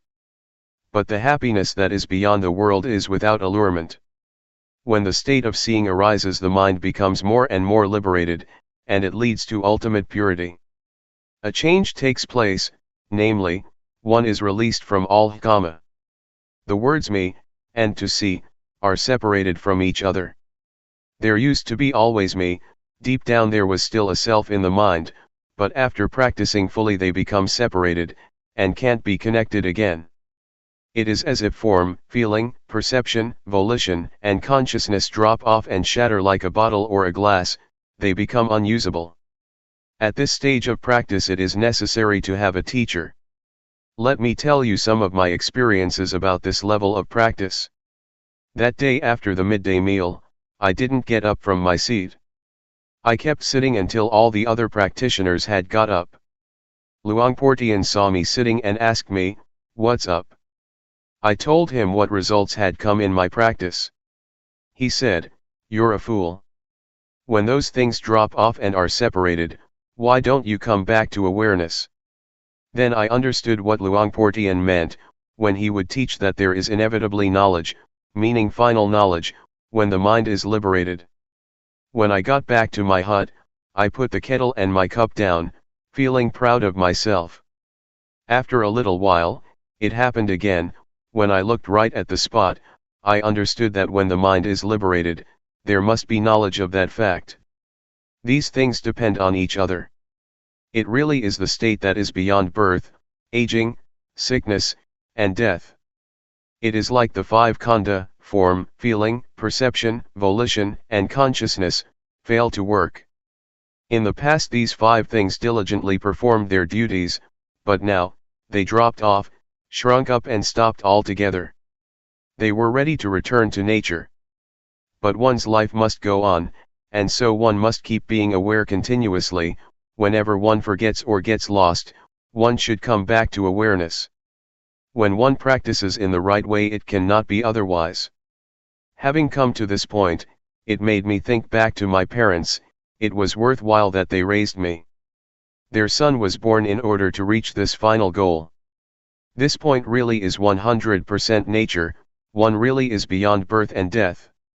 It is like Ajahn Buddhadasa, a very wise and famous teacher from the south, says, dying before death. The ego or sense of self dies before physical death occurs. If we regard practicing Dhamma as a sport, it is a sport that doesn't die because there is nothing that is born, ages, gets sick and dies. This is how I understand and know it. Anybody can find and see it in the same way. It is not limited by one's nationality or language, and it has nothing to do with having studied or not. Determined to practice. If you are aware of raising your arm, that's good enough. This is the excellent path. It really is the number one path. It is the way to understand one's life. I have trained myself like this, trained until the final goal. What I'm saying is not based on just thought, but I've seen that this is a law of nature. My words may not be exactly in accordance with academic learning, don't make anything out of it, that it is right or wrong in this and that way. Don't use reason to contradict things, even though that may be right. Rather, take these words as advice to study, to know, and see. May whoever has knowledge and vision about this, help to spread it out, not in order to oppress anyone, but to help bring about confidence in the teachings of the Buddha, so there may be firm conviction that, the Buddha, Dhamma, and Sangha really exist. A sincere practitioner will get results, he or she will really know and see, and will really get rid of suffering in this lifetime. It is the genuine norm of life, it is the essence of friendship. Nothing changes, there is just straightness. May your life culminate in this point, and see that your life is just processes and conditions. Processes means, the body has to eat and go to the toilet, it has to lie down and sleep, it has to talk, these things have to be performed according to worldly conventions. Use your life in the ordinary way, like this, don't be angry or suffer until you die. Teachers in the past used to say, don't think that it is this or that person, who is talking about the Dhamma, don't have faith in the person who talks, and don't write them off either. These days, the faith of Buddhists is rather poor. People tend to have faith in this teacher or that Luangpor, and go to an extreme. But as soon as something happens to shake their confidence, they are heartbroken and disappointed. This is not right. We should have confidence in the Dhamma, we should use the Dhamma to develop the quality of our lives. Don't be attached to my teacher and my Luangpor, because that kind of faith doesn't lead to progress, rather, it is faith that makes one shrink back. When you understand like this, experiment with practice and take your actions as the criterion.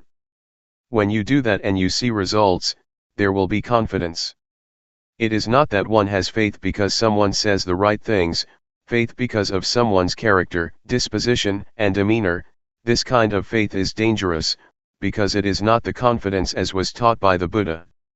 At one time, after the Buddha had expounded the Dhamma, he asked Sariputta, the monk who was his chief disciple, "Do you believe what I'm saying?"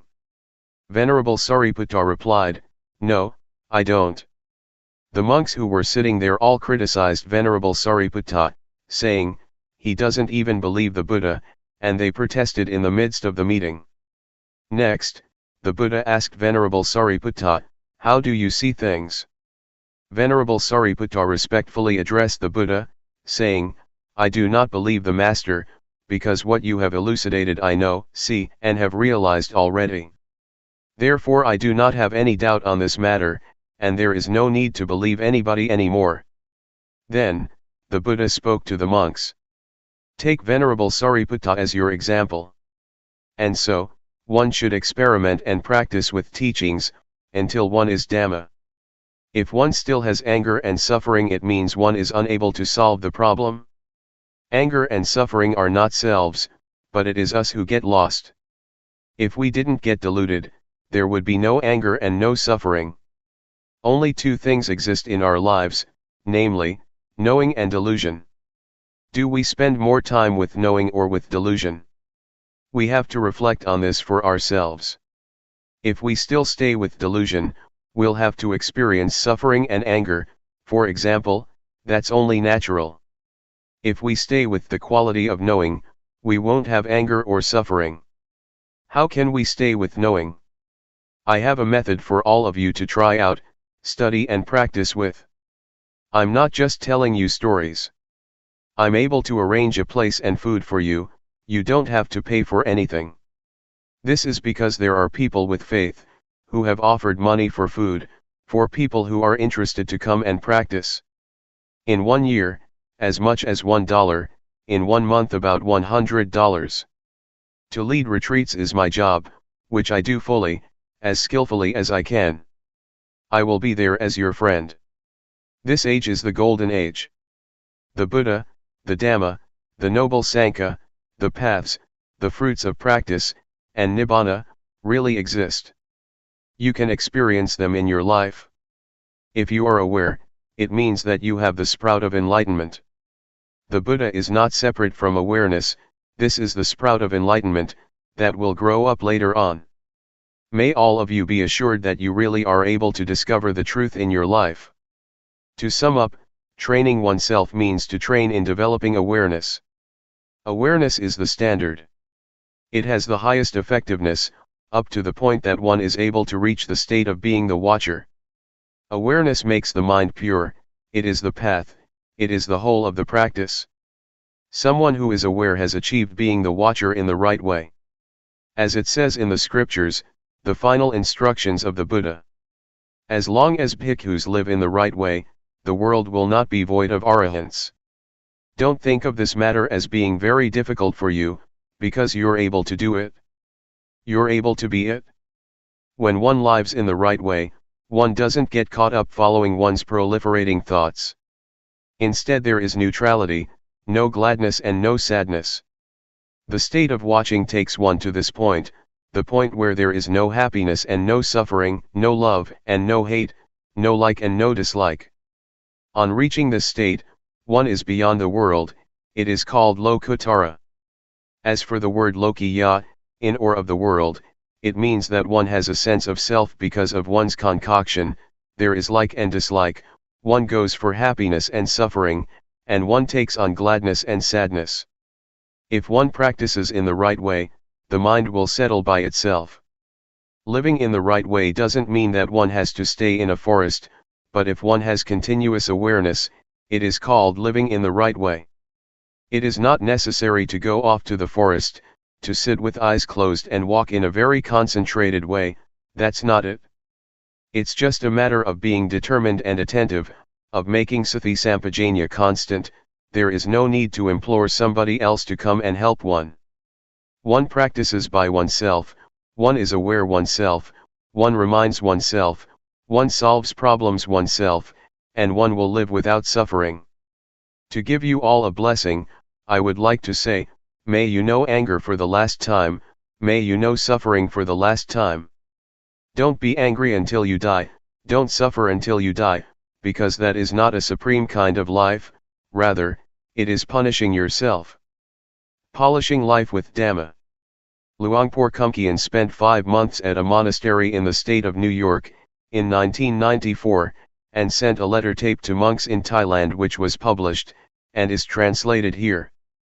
Let me entrust my friends with Dhamma. With the word friends, I don't mean people of the same age group, who all like each other. What I mean is friends in birth, old age, sickness, and death. Regardless of whether we like each other or not, we are all friends in this regard. The atmosphere here at Juangyurn Monastery, Carmel, NY, is very good. It is a big forest monastery, shady, cool and peaceful, with all kinds of big and small creatures. I meet deer every day. Yesterday, I saw a mother with young twins. Lovely. They walked up to me, as I sat still. They passed me by, about 8 meters away. I didn't make a move. They came quite close and watched me. They seemed astounded and stamped their feet. It was good fun. The weather is nice and cool, it is comfortable. The forest is big, all just big trees. It is extremely suitable for meditation.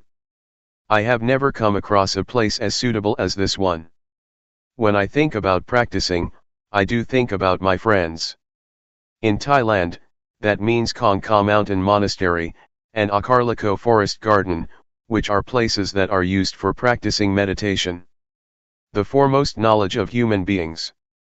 The knowledge of meditation is an important knowledge, it is the foremost knowledge of human beings. If we human beings don't study about meditation, our life does not have value and there will be problems throughout our lives. Our lives as human beings are the results of the past. Much information has been accumulated, it's a complete mess. There is both right and wrong, foolishness and delusion in the body and the mind. This is because our body is the result of the past, the result of our life in the past. Using body and mind in the wrong way compares to a second-hand car. Our body and mind are just like a second-hand car that has been used for a long time, it has been damaged all over and is in a state of bad repair.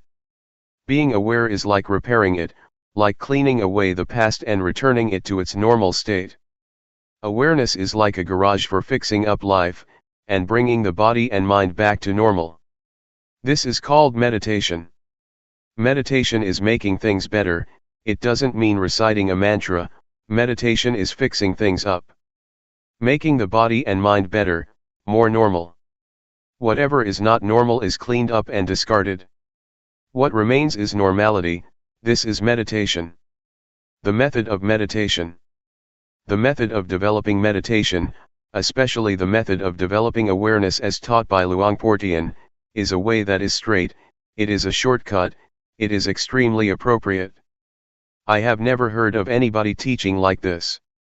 Previously, I studied all about meditation, I practiced with closed eyes and recited a mantra, until the mind became still and peaceful. I would sit in peace for 1 or 2 hours, I was attached to the peace and happiness. Sometimes, visions would appear, sometimes I would use magical verses or imagination to help the meditation. I played with these visions and imaginations but I was attached to the peace and happiness. I valued it highly and cherished it a lot, I dearly loved the peacefulness. Wherever I went, I would think about it, when I was in the fields, I would think about my meditation room, I wanted to sit in peace. Some days I really had an appetite to meditate, as soon as I got home I would have dinner and go into the meditation room, before I had sat down properly, I was already peaceful. It would happen in an instant. It was bliss. I practiced like this for over 10 years. I was stuck. I thought that I was doing the right thing, but when I met Luangpor Teean, I was told to sit with eyes open, to make movements, to be aware and to be diligent in knowing. A strange teaching. Sometimes, I couldn't accept it and I didn't like to make movements with the hands and arms, it wasn't as good as sitting there in peace. When I first trained myself with Luangpor Teean, there was conflict and I had lots of reasons for it too. But as soon as I determined to train, and practiced a lot, things became clear. This is building up the quality of knowing. It's not thinking, it's not sitting there being peaceful. The eyes are open, so one is aware. Be aware a lot. This is a straight method, it goes straight to awareness. Awareness is the development of the Dhamma, and this is the way to have lots of awareness. This has nothing to do with reciting words inwardly. Meditation is to build up much awareness. To develop means to do it a lot, to have a lot of awareness. This is how I understand it. Before there was peace, I used the method of recitation, but recitation, whatever word it may be that one uses, is not meditation. Real life is the present. Meditation means to be diligent in knowing, knowing directly, in a straight way. The things to be known are there. The body, for example, is an object to be known. Why is it that we must always focus on knowing? Because our minds instinctively rush out ahead and rush backwards, there is just future and past. For this reason we create movements in the various postures, all the time, in order to be now. Now is what real life is. Real life is now. So we practice with that. Go inwards with the quality of knowing. Directly and straightly. Know meticulously. Make it very clear, don't let there be vagueness. Make the posture that you're in clear, break it up in stages, moment by moment, so that it becomes clear. It is similar to training in writing. At first one writes the A and the B precisely and clearly, in detail. First, one should write the characteristics of the letters clearly. One shouldn't start off writing indistinctly. This is the same, creating movements, creating a form can be watched clearly, it is not blurred. When we watch the breath, sometimes, we fall asleep, it's easy to lose oneself in it. And closing the eyes makes matters even worse. It is not natural to close the eyes, and so one drops off to sleep even faster. In making movements with the arms and hands, we don't close our eyes. As with learning how to write, the movements are extremely meticulous. The knowing enters into the movements, in the most direct and straight way. On watching the body one sees the mind. On watching thought one sees Dhamma. At first, we talk about watching the body, but we'll see something else too, feelings. With eyes closed one won't see them, or one will see them indistinctly, not clearly, and one won't understand them. But when we look and watch, we will see clearly. We will see pain, tiredness, and the pleasant and unpleasant feelings of the body. These are feelings that exist. So we see feelings by watching the body. When one continues to watch, one will see the thinking mind. The mind does exist. By watching the body, one goes on to see the mind thinking. And when one sees thought, one sees mental phenomena, Dhamma, that arise from thinking. One sees thought that cooks things up, rather than just thinking, and that's the end of the matter. One sees that these are Dhamma that arise in the mind. This is how wholesome and unwholesome states arise, cleverness and foolishness. One sees this by oneself, one sees that these things really exist. Altogether there are 4 kinds of things. Instead of watching the body and only seeing that much, one comes to see feelings, the mind, and mental phenomena arising. One sees things that are there and exist in their own right. Seeing through thinking, seeing through knowing, and seeing through discovering. Before, I didn't know, I thought that all those things were I. We tend to think that all of it is self, that they are mine. And so, one gets involved, one gets stuck, one is deluded and one relates to things in the wrong way. All of it is I. But as soon as one really sees it, one sees that these things are nature, they are things that exist in nature. As soon as one sees that, one puts things down, right there. In this way, things just pass by. It is as if it is no longer one's business anymore, to get involved in it. One sees reality, things that really exist. Feelings really exist, they have their own ways. The mind that thinks is one thing, that which knows and sees is another thing. Whatever arises in the mind, that is a pair with the mind, whatever phenomena, wholesome or unwholesome, those things do exist, and one sees them, one discovers and sees, one suddenly meets them. Having discovered them, one passes them now. We can say what they are, that they are this and that, and we can pass on. We watch with awareness, we watch continuously, we watch the body continuously, we are aware of the body incessantly. When we watch, we see. Sometimes, we watch the body and we see thought. The movements are one thing, thoughts going out, are another thing, and awareness is still another thing. When one looks, that's the way it is. It is comparable to there being three separate things: 1. Awareness, 2. The movements, 3. Thoughts going out. When one watches a lot, one sees, one's vision becomes sharp. The state of watching develops and grows, it knows and it sees. It is quick, swift, it keeps up with things. This kind of eye knows in time, it knows in time what's happening. One keeps watching, and the awareness that is abreast of things suddenly makes a discovery. It is seeing through discovering, not seeing through thinking or seeing through knowing. Seeing through knowing and seeing through discovering is different. Seeing through thinking is far apart, seeing through knowing comes a bit closer, but seeing through discovering meets things in an immediate way. The posture of sitting and the movements we make, are solid objects, they are rupa, rupa dhamma, physical phenomena. What orders the body to get up, sit down, walk and move, are nama dhamma, mental phenomena. In other words, it is the mind that knows things. In actuality, these things are nothing other than just the body and the mind. Body-mind, rupa nama. The words body and mind are limited, but the words rupa nama are terms that indicate mastery. There is mastery just as with learning how to write. At first, one just knows how to write the A, the B, and so on, but when one continues to study, one becomes proficient, one can put the letters together and words are formed, it becomes language that can be used. This is the same, one sees rupa dhamma and nama dhamma. There is just this much. The body, from the top of the head to the soles of the feet, is a lump. As for nama, it can't be touched but it has power, it orders the body around to do this and that. It is the boss, the body is the servant. This is an old saying, in Thailand, that we all know, but we don't see it through discovering.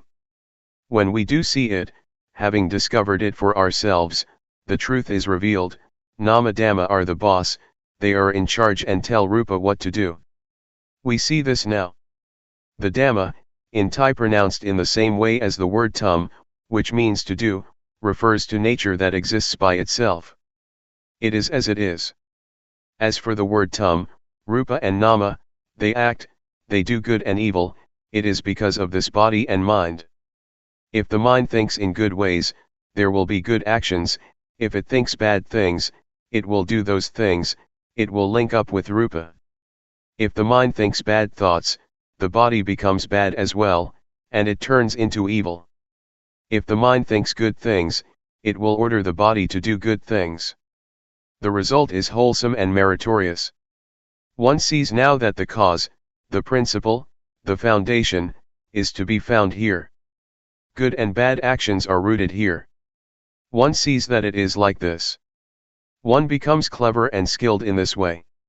It is as if one is told something, as if something is revealed, it is as if something opens up, and one can look inside. The nature of people's lives is like this, it is right here. Life is just this much. Whoever it may be, men, women, whatever nationality, life is just body and mind, or rupa and nama. Doing good and doing evil comes from this point. Rupa dhamma, changing conditions. This much is still not enough, one will still see more deeply.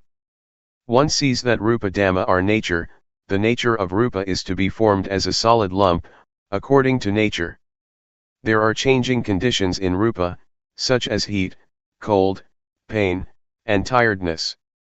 Before, we used to regard these things as feelings, but now, we see sharper than that. Now, we don't just see them as feelings, we see them as changing conditions. There are plenty of conditions of the body, hunger is one of them. They are conditions, changing conditions of rupa. If there are no conditions of rupa, then those things cannot remain. Nothing will be left of them. Both heat and cold, for example, are signs that indicate dangers for the body, so that the problem will be solved. It must protect itself, this happens by itself. When rupa and nama interact, sometimes there is something wrong, and nature tells of the dangers. When it is hot, one goes in the shade, when it is cold, one gets a blanket or makes a fire, when hunger arises, one finds something to eat. But sometimes there is hunger and it is not just hunger, something, which is a matter of rupa, turns into suffering, a condition of rupa becomes suffering, and it turns into a personal matter, I am hungry. Nama Dhamma, changing conditions. Nama is the same, it is the mind, which is a part of nature. The nature of nama is the nature of the mind, it is like that. But there are certainly a lot of conditions of mind, thoughts etc. They are called cetasika, things that arise with the mind. The mind itself isn't anything, but it thinks this way and that, it knows this and that. Sometimes things arise because of thought. Defilement, craving, lust, anger, desire, delusion, happiness, suffering, like, and dislike, which are conditions of mind, arise through concoction. They are conditions of nama that exist, these things are related, they are connected. Before, we thought that all those things were self, anger is me, happiness is me, suffering is me. But in reality they are changing conditions of nama. As soon as we see this, we have a foundation, we have a base, and there is normality. Before, those things were problems, our bodies and minds were the results of problems, of misunderstanding. As soon as one understands, the state of normality arises. The beginning of wisdom.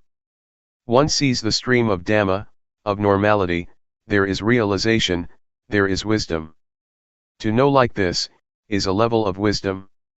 It is like turning up something that was overturned, or opening something that was closed. One really sees Rupa Dhamma and Nama Dhamma clearly. This wisdom spurs us on to watch and see all the time, this stream of wisdom informs us. It is comparable to going to the airport, when one goes to the plane, everywhere doors open automatically, and the footpaths are convenient. The stairs roll up or down, no need to do anything, it is comfortable. Going to the toilet, the water starts to flow as soon as one sticks out one's hands in the sink. It is convenient. This kind of wisdom is similar, it urges one on to watch and see, and it becomes easy and convenient in line, with the amount of wisdom one has. Just watching the body, makes one see. The eyes are sharp, they have been developed. Just like an artist, one watches something and that's the end of it, finished. One sees right and wrong straight away. Sometimes, even before one sees it, it has ended already. It is powerful, it has power. It is a level of wisdom knowledge. Just doing this much, and wisdom knowledge arises. One is able to clearly know and penetrate things, by practicing like this. Seeing suffering, throwing off a heavy burden. Keep watching the body with awareness, and there will be progress in the development of awareness. Awareness will see the suffering of Rupa and Nama. Rupa is a lump of suffering, one must breathe, one must swallow saliva, one must lie down and sleep, one must get hot and cold, one must eat, and one must go to the toilet. This really is suffering of Rupa, it is a lump of suffering. One awakens to suffering and has pity on Rupa. Before, I was addicted to cigarettes, wherever I went, I carried cigarettes with me, I always had a cigarette in my mouth. When I saw suffering, I had compassion for Rupa, smoking just dropped off. To breathe in and not to breathe out is suffering, to breathe out and not to breathe in is suffering, to eat and not go to the toilet is suffering. This really is the suffering of rupa. How could one add more on top of that, by making it do this and that? The hands can't stay still, they restlessly move about. This makes one see suffering, a lump of suffering. I felt so sorry for rupa that tears flowed. How did it manage to survive through these last 30 years? Before, I really didn't know all this. On seeing like this, some parts of suffering just dropped off. It is like shaking a fruit tree, a lot of fruits will fall down easily, but others don't come down, one has to pick them or use a long pole. There was still suffering, comparable to being in debt $100, and one has already paid off $70 to $80. Or compare it to carrying a weight of 100 kilograms, and one loses at least 70 kilo. The parts of suffering that dropped off really had an effect, it really was the stream of liberation from suffering. Concord between rupa and nama. This kind of wisdom sees rupa and nama, it sees the suffering of rupa and nama. The suffering of nama is to think and feel sad. It refers to worry and anxiety. The suffering of rupa is similar to that of nama. I didn't know this before, I used to take on suffering, the more I would grasp onto it. Suffering would stay with me the whole day, sometimes a few days. I would create it with thought, I would think to myself, he insulted me, he always does that, I'm not going to give in, and so on. These kinds of thoughts are like rubbish, they are stains in the body and the mind. They are the results of information, that is not to one's liking. Nama is not being used properly. The results are no good. Nama acknowledges wrong information. It is comparable to a second-hand car, that is full of dents made by collisions. In the mind, there are stains of love, of hate, of happiness, of suffering, of getting, and of losing. There only seem to be stains and marks. As soon as I saw the suffering of nama, I felt compassion. I saw with wisdom that I wasn't using the mind in the right way. There is a poisonous snake in the mind that makes trouble for the body, and the body creates trouble for the mind. But when awareness arises, there is concord, there is a sense of neutrality between them. Actually, a lot of harmony arises between body and mind. Body and mind no longer oppress each other, there are no more problems. Now, I know. There is realization. I see the suffering of rupa and nama, and the next stage is to see the disease of rupa and nama. The disease of rupa refers to sickness, pain, fevers, and dangers of the body. The disease of nama refers to impurities of the mind, craving, etc., that defile the mind and make it dirty. The disease of defilement, of craving, of happiness, of suffering, of love, and of hate, kill one, that is to say, they kill the normality of mind. This is the way it is. When I saw things like this, it was as if I was cured from a disease, just as if I went to the doctor with a stomachache, and took medicine for it. It really was like that. Seeing like this made me overcome and be liberated from problems. Knowing rupa and nama acting, religion is the individual. Then I understood that the actions of rupa and nama are good, because of this rupa and nama, they perform bad actions because of this rupa and nama. Whether it is right or wrong depends on this rupa and nama. And I understood religion is the individual. An individual means, a body and a mind. People from all nationalities have a body and a mind. Religion is the person. A person acts in a good or a bad way through using rupa and nama. One abandons evil with rupa and nama. Religion is your life. If one still acts, speaks and thinks in bad ways, one may recite the formula of taking refuge in the Buddha, Dhamma, and Sangha, Buddhang Saranang Gacchami etc., but one won't be a religious person. This is just religion according to registration, one hasn't yet experienced what real religion is. I understood things like this. Oh, real religion means the individual. Religions teach people to do good and to refrain from evil, this is what religion is. Knowledge enters into this, it is like a stream. One keeps reviewing things, such as Rupa Dhamma and Nama Dhamma. One sees the conditions of Rupa and Nama. Whatever arises with Rupa, is a condition of Rupa, whatever arises with Nama, is a condition of Nama. They are not permanent, they are rubbish. Before, I grasped them, grabbed hold of them, I clung to conditions as being self, heat was self, cold was self, hunger was self. Before, I took those things and made them into a problem, I made all those things into suffering. Actually, it is good to be hungry, one should be thankful to hunger. Heat is the same and so is cold. If there was no hunger, things would become impossible, one would die. Before, I took it to be suffering, but when I knew like this, I felt grateful. This is not a matter to suffer over, it is just as it is. One sees the conditions of Nama in the same way, anger and suffering are things to throw out. Seeing the three characteristics, one sees that those things are not permanent, one sees the three characteristics. Seeing the three characteristics is like having a magic eye. The magic eye arises, and the three characteristics appear like a garbage bin. The conditions of Rupa and Nama are like rubbish that one throws in the rubbish bin. This is the way it is. If you don't see this yet, then remember this, so that you will be able to use it when the time comes. When there is anger, then regard anger as impermanent, likewise with suffering, suffering in the mind is not permanent. Throw them in the rubbish bin.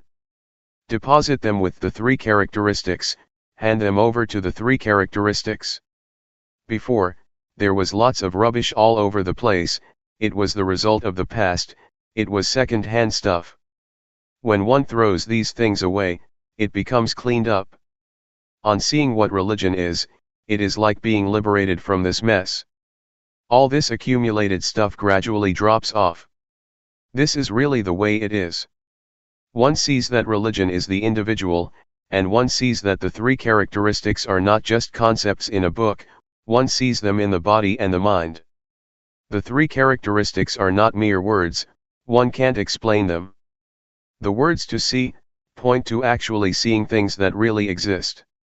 On seeing, one is liberated, it is similar to having a shower, one becomes really clean and pure. How do you feel when you haven't had a shower yet? It feels sticky and messy, doesn't it? But when we've had a shower, dry ourselves and we put on new, clean clothes, we feel clean, light, and pure, we experience what it is like to be clean. This is what it's like. Convention, conventional norms. Let me entrust the Dhamma to my friends, really practice and purify yourself. Keep seeing, keep watching. I don't mean watching with the eyes. Keep practicing with the movements of the body. We do walking meditation and the rhythmic meditation. We keep knowing, we keep watching. We have to practice with the body and the mind in order to see religion. We continuously watch and we will see, things will reveal themselves. It is as if a door opens for us and we can see. One sees convention, conventional norms. There is both physical and mental convention. Material things, fields, wife, husband, and children and so on, are material objects, solid things. This kind of convention, we might call, true according to convention. Mental convention is thought that gives value to things, as good, not good, likable, not likable, etc. We assume things, to be like this or that, and we take convention too serious. The world is full of convention. We live in convention. Our whole life is convention. Fame and titles, material objects, possessions, houses, and whatever it may be, it is convention. We assume this and feel brave, we assume that and we are afraid, we even get angry because of convention. It is a big mess. There is so much of this convention. Objective matter, ultimate meaning, and changing conditions. There is what can be called objective matter, ultimate meaning, paramatha, and changing conditions. In and outside of oneself. Trees, mountains, the earth, the sky, and the weather, are examples of the external. We create them through convention. Originally, they are just nature, and then we go and assume them to be this and that. Internally, there are suppositions of flesh, skin, hair, and so on. The eye, ear, nose, tongue, body, mind, and their interactions with form, sound, smell, taste, etc., are a kind of objective matter. Both internally and externally, there is objective matter, ultimate meaning, and changing conditions. Many of them are connected with living beings and their lives, the world is full of them. This is what one realizes and comes to know, one understands and sees convention. Before, I depended on thought to create magical verses, to create what is good, what is wrong, and I even created merit by using thought. In the past, I created all merit from outside, by thinking. Sometimes I would think to get something good from other people, or from material things. I took refuge in external things, such as charms and talisman. I would do good actions and make merit depending on others, thinking that others would be able to give me merit, believing that to do like this and that would be meritorious. It's just thought. It's convention. The various conditions and magical chants are nothing but convention. I didn't know this before, but when I understood convention, all this magical stuff lost its allure. Before, as a magical healer, I used to teach people to depend on me, but now I must look after myself. One does what is good and what is bad by oneself. I don't get lost, convention doesn't fool me anymore. Now, for me, all words, all abuse, is just convention, praise as well as blame. It is convention that people use, but we go and take it serious. When those things are on top of us, they can control our minds. As soon as I understood this, I suddenly felt so light. This knowledge is very expansive, it is like something opening up and seeing the scenery. One watches and one really sees, on seeing the truth the mind becomes good. It's not just gladness, it is goodness. The expressway, the freeway. Sitting here, a deer comes up to me. It is watching me. The weather is just great at Carmel, USA. The atmosphere is good, the state of watching is fluent, it is very convenient. One watches all the way from the beginning. One sees, starting with the body and then the feelings. It is an eye, a magic eye, it watches and watches. It is a magic eye indeed. The beginning stages are supportive, they are like cheerleaders that back one up, it makes things easy and convenient. It is as convenient as the roads in America. It is like a freeway, a highway, there are no traffic jams, one can always keep going, one passes easily and doesn't get stuck. These freeways are very big, 8 lanes on each side, and they don't drive slowly, as in Thailand. At least 100 kilometers an hour. But one has to be careful of wild deer, they put up signs, watch out for wild deer crossing the road. One day, as I was sitting in a car going to Long Island, I saw nothing but forest for 3 hours, and I saw a car that had collided with a deer. They've made signs of a wild deer crossing the road, they don't have signs of cows and buffaloes, as in Thailand. Their freeways sure are big and wide. If one practices in the right way, it is convenient. It is right view. When right view arises, everything becomes easy. One can go on, go through. It is like that from the beginning, one steps on the right path and things become fluent, the mind is in a good state. To have the mind in a good state is to have merit. To experience the good mind, the light mind, the mind that sees reality, this is what merit is all about. Seeing like this is to close the door to the bad destinations, one is no longer foolish, one has become smart. Why get angry? One knows now. One doesn't get caught up in bad states of mind, one just watches. As awareness increases all the time, one becomes more and more skilled in it and fluent, even though it is the same old awareness. When we do something, often, it can become an art. A craftsman uses his old saw or knife, but he is skilled and gets better and better. If we were to use his saw or knife, we couldn't do the things he can. It is an art. Athletes are the same, they play for a long time and they become artists, they are fluent and they can be champions. A boxer, for example, when he trains for a long time, can win. Knowing the beginning stages is like a cheerleading team, it gives support to make progress and not to regress. Seeing thought, being a human being. If one practices in the right way and there is right view, right aspiration will arise, and then right action, right effort, and so on. Energy arises and one will see things continuously. One watches and watches and watches. And suddenly, one will see thought. When one sees thought, it happens accidentally. Before, one saw it also, from the beginning of seeing the mind, seeing Dhamma, seeing Rupa Nama is the same. But now, one is suddenly confronted with thought, one really sees it, one sees thought. Before, one saw it too, but not clearly. It was indistinct, one saw it as a stream. But now, one really sees it clearly, one really contacts it. It is hard to express.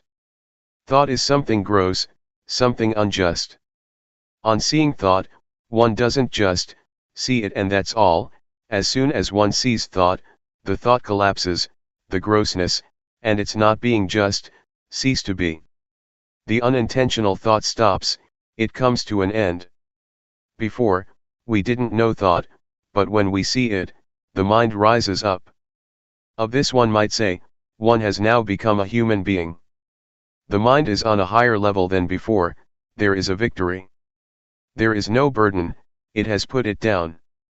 That's what it feels like. It really is hard to describe. I'm now talking about it too fast. Before one has such an experience, it takes quite a while, many days or many months. One knows incessantly and the mind progressively rises higher. One could talk in terms of the mind rising up, or in terms of the mind being purified, being cleaned. When one sees thought, one realizes that one is now a human being. Being a human being is this, it is this state. One sees and understands what angels are, they are not anywhere out there. To be an angel is to have a sense of shame of wrongdoing, one can under no circumstances, do, speak, or think evil things. The body, as well as speech and the mind are clean.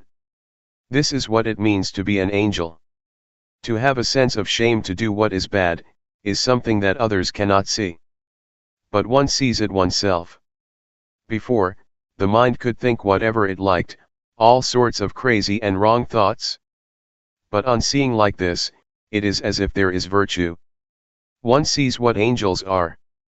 I used to think that they lived in the sky, and sometimes I called for them to come and help me. Well, these days, angels are supporting me. They praise me. The door to the realm of the hungry ghosts, hell beings, thick-headed demons, and the animal realm has been closed for sure. I can guarantee that I won't get reborn in any of those realms.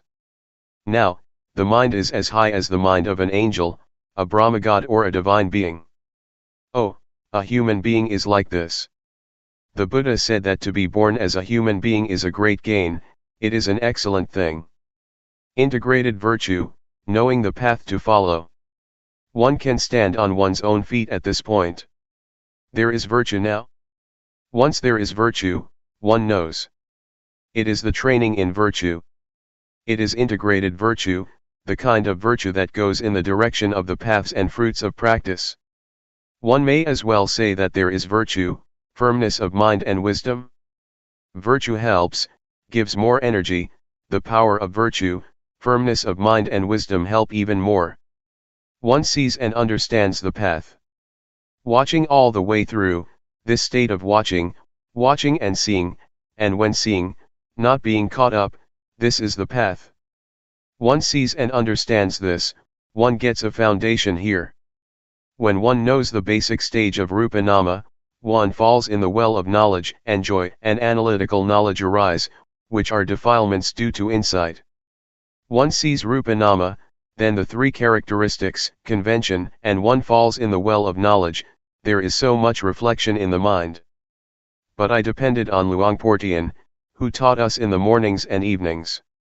He said, watch well, when you see suffering, don't be the one who suffers, when there is happiness, don't be the one who is happy, when peace arises, don't be the one who is peaceful. Know and see these things, don't get caught up in them. I got a good foundation from the beginning, it supported me. It's like a young student that goes to a good school, he or she gets support and is able to learn well. I saw the path, it has been the path all along. This path aided me to go to higher levels, comparable to studying at a high school and then at a university. Sometimes my fellow practitioners at that time said that, they knew Rupanama, but from their actions, behavior, and speech, one could see that it wasn't so. They still quarreled, they still did things without awareness, their minds still concocted things up, and they acted without clarity. This indicated that they didn't know yet. When one reaches this point, of seeing Rupanama, how could one think or do like that? Just thinking is already something defiled, and to then speak or act so that one is a burden and quarrels arise, would be impossible. When there is a high level of practice, not just using reasoning and memory, then one sees the path. It is the whole of the practice. One becomes experienced at seeing Rupanama, just like the craftsman using his old saw or knife to become an artist. When one is fluent, this is the path, it is the whole of the practice. It is purity, that is to say the state of watching and seeing, and on seeing not being caught up. This is purity, it is the highest virtue, the highest firmness of mind and the highest wisdom. The aggregates of sila, samadhi, and jnana are close together, so much so that there is nothing that is soiled. One feels clean, like someone who has put on clean clothes. One won't let anything soil one's clean clothes. Stains will be seen clearly because one's clothes are clean, and so dirt and dust can't remain, it will be brushed off immediately. The diamond of the Dhamma, being a noble one. To look inward is a diamond, it really is a diamond. It is the diamond of the Dhamma. I rarely talk about this. Wherever I go, I talk about being the watcher, watching and seeing, and on seeing not to be. This is the direct way to destroy identification with conditions. This is the diamond that melts down or drills a hole in the fetters. How can the ego remain? Self-view is about the ego, and so is attachment to precepts and practices, the first two of the fetters. The state of watching and seeing, and having seen not being, is very swift. If you don't have any knowledge, then know this matter first and practice with it, it is a shortcut. The way I see it is that, this is putting one on the right track. Just catch on to this. Don't be foolish and get lost, see. And on seeing, don't go and get caught up with what you see. Just pass by, keep passing things. This is the freeway. This is the path.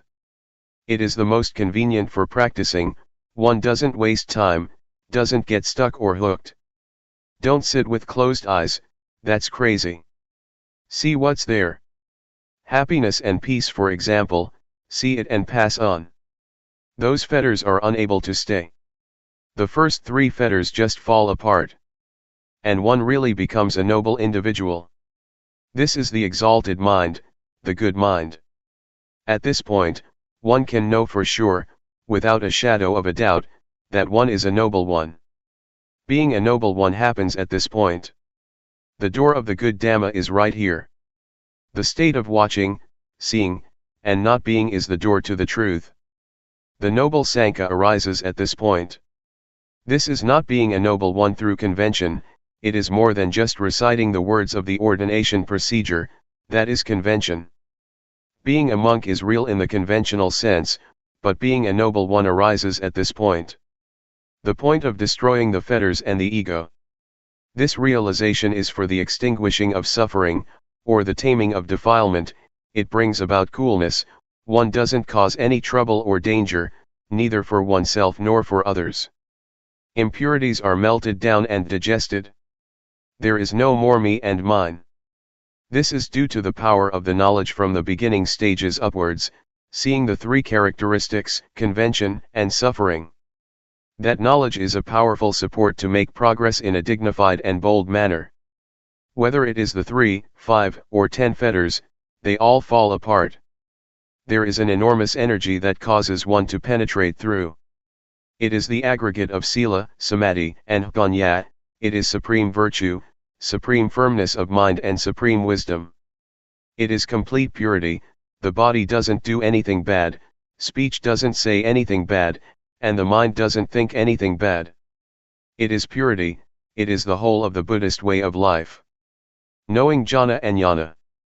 The cankers of sensuality, being and not knowing, which are part of one's character, drop off, as well as defilements such as foolishness, anger, desire, delusion, and belief in all sorts of rites and rituals. They drop off by themselves, one doesn't do anything with them. It is comparable to shaking a tree that has fruits in it, the fruits come down by themselves. But some fruits, one has to pick oneself or get them down with a long pole. This state is like the simile that Luangpor Teean gave of the leech. A leech is sucking our blood. If we pull it off, it will come off, but with difficulty, one side of it comes loose but the other side is stuck. But there is a method for this. When we mix some kerosene with tobacco and squeeze it onto the leech, it will drop off by itself. In the same way, there is a method to let defilements such as the latent tendencies, the three cankers or whatever name they may have, drop off. It is not difficult. It happens in a finger snap. Just like a leech. It's like some custard apples that shrivel up and become black, up in the tree. In the same way, one knows and sees sensual desire, desire for forms and desire for what is formless. One understands the jhana, the first, second, third, fourth, and fifth. Each jhana has a certain number of factors, 4, 3, or 2. This is the level of refinement, the level of purity, of not being stuck. Until one is not stuck or attached at all, it is zero. Zero means that there is no value. Let me tell you, it is life where I doesn't have value, nothing is left of it, of the sense of self. Zero. The unlocking, the 5 aggregates stop working. The development of awareness reaches the state of watching. Jnana or wisdom knowledge is fixed and burns things up, nothing can stand in its way. Purity reaches its perfection. It is natural, it is the law of nature. I don't know how it happened, but the lock gets unlocked. It is as if something falls off, as if something snaps. One could say that the 5 aggregates, namely, form, feeling, perception, volition, and consciousness drop off. Before, they worked together, it was their job to do so, but now, they stopped working, they've come to a halt and they have returned to nature. Everything has gone back to nature. It's all finished, it has stopped. There is nothing left. It feels as if there is nothing left to do. The goal of life has been reached. There is vision of the unborn, the non-aging, non-sickness, and the deathless. The Buddha, the Dhamma, the paths and fruits of practice, Nibbana, and the noble Sangha really exist. This reflects back to my father and mother who painstakingly raised their children. It is natural for parents to do that. They do so in order to let life reach its final destination. Well, it has been worthwhile. This happened at the time of having the midday meal. Usually I didn't have a midday meal, because Luangpor Teean said that he wanted us to practice continuously, and effectively in developing awareness. And so I asked my friends for the opportunity to not get involved in the various activities.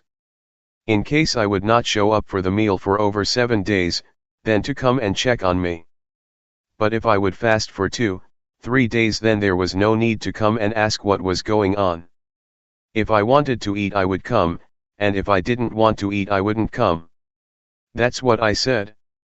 That day, I came for the meal. I had the meal together with Luangpor Teean. As I was eating, I watched myself. There were just processes. A hand with 5 fingers taking a lump of rice and putting it into the mouth was just a process. Talking, eating, sleeping, they are all just processes. They are not intentional actions, comma. It was really utterly finished. After the meal, the other monks all left, but I kept sitting there. Luangpor Teean asked me, "What's up?"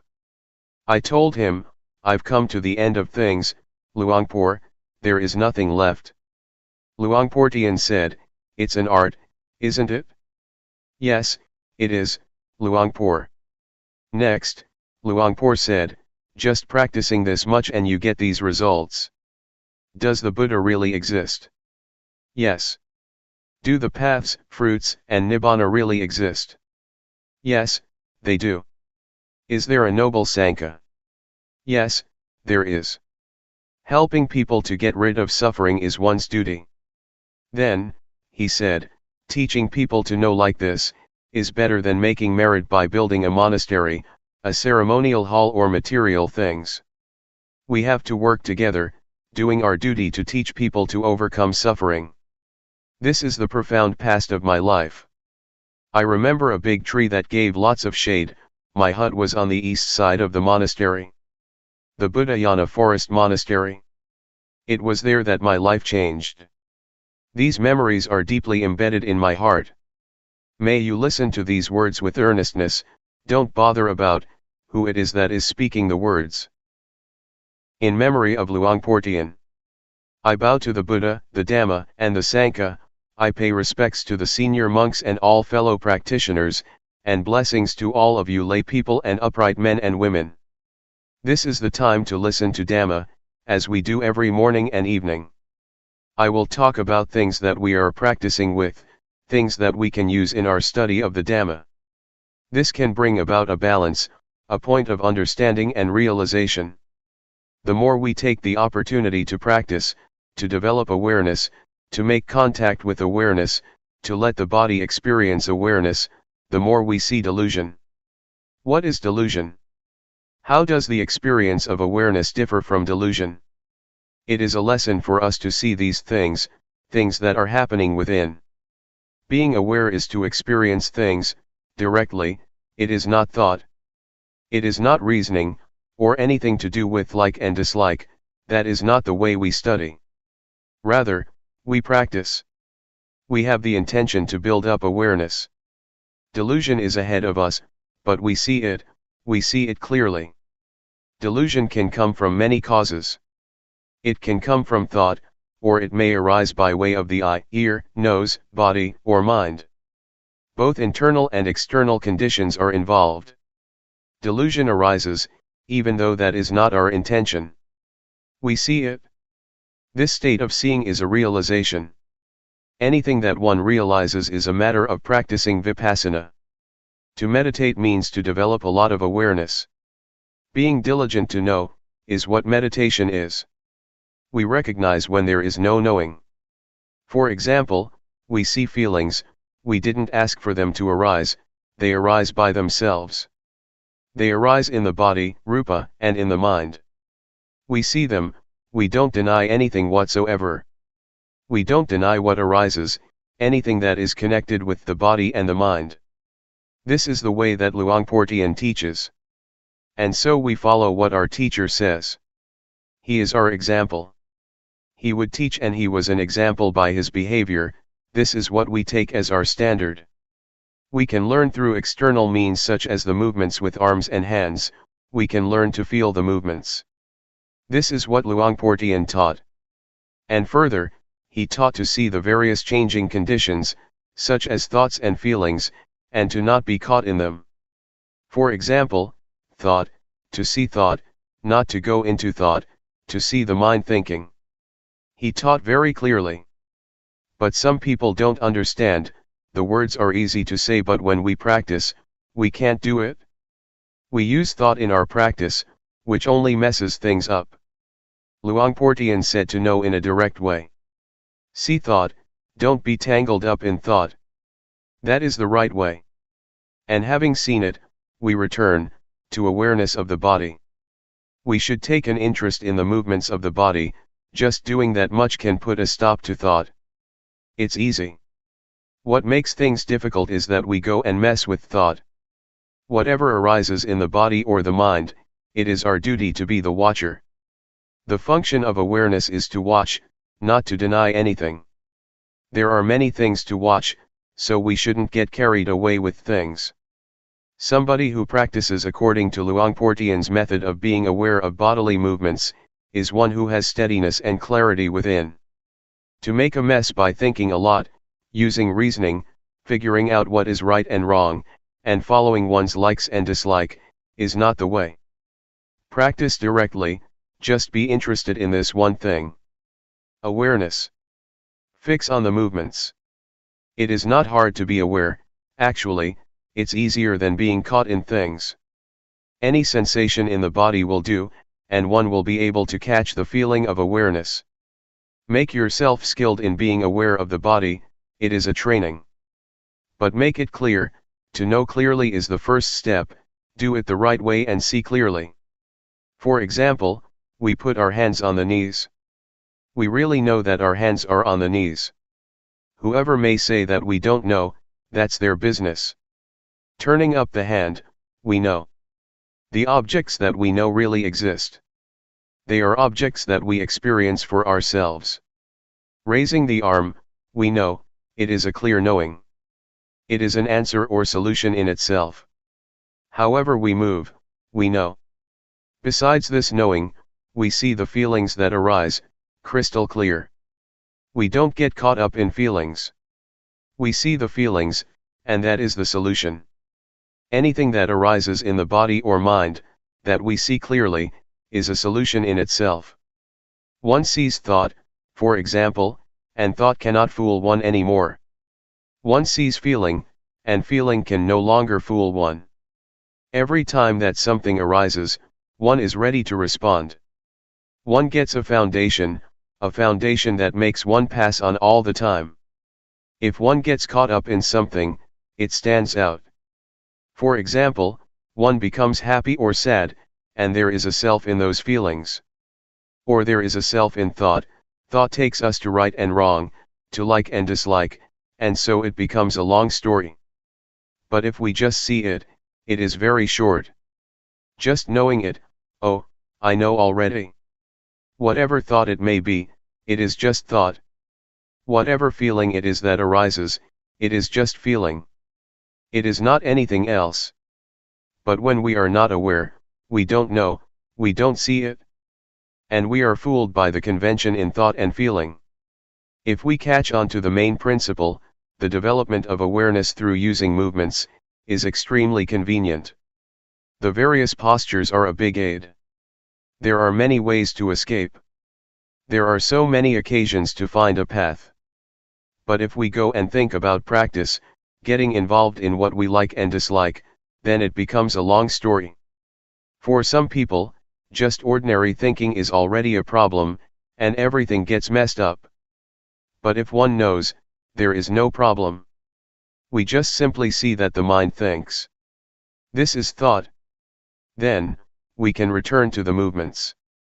We keep watching and wisdom arises, seeing the body and the mind gives rise to wisdom.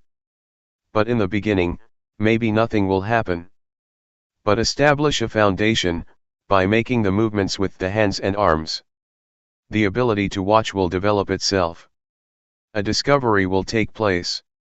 One discovers that the body really is, just, rupa, there is not any self to be found there. Rupa is part of nature, and many conditions manifest in it. Feeling, for instance, is a condition of rupa. Heat, cold, pain, and hunger, are conditions of rupa, and so we solve these problems. Once we have a foundation and we see that they are conditions of rupa, we become skilled. Nothing is concealed for us any longer. The various conditions line up to show us what they are. They reveal themselves. One knows all about rupa now. This is wisdom knowledge, that penetrates all matters that are concerned with rupa. One has discovered all of it.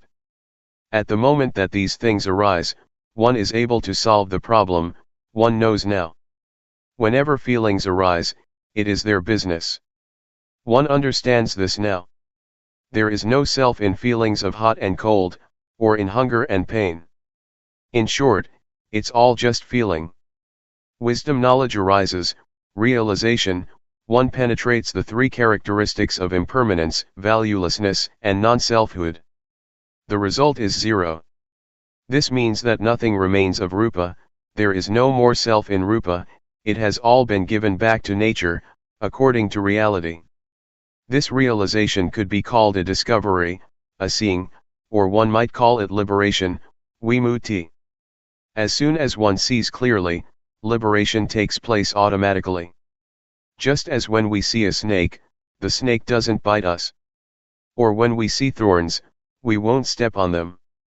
The state of seeing is the most excellent thing, it is sufficient, it is virtue, firmness of mind and wisdom in itself. The state of seeing is insight meditation in itself. The various conditions don't delude us. We're smart in the ways of rupa, they disclose themselves. Nature teaches us.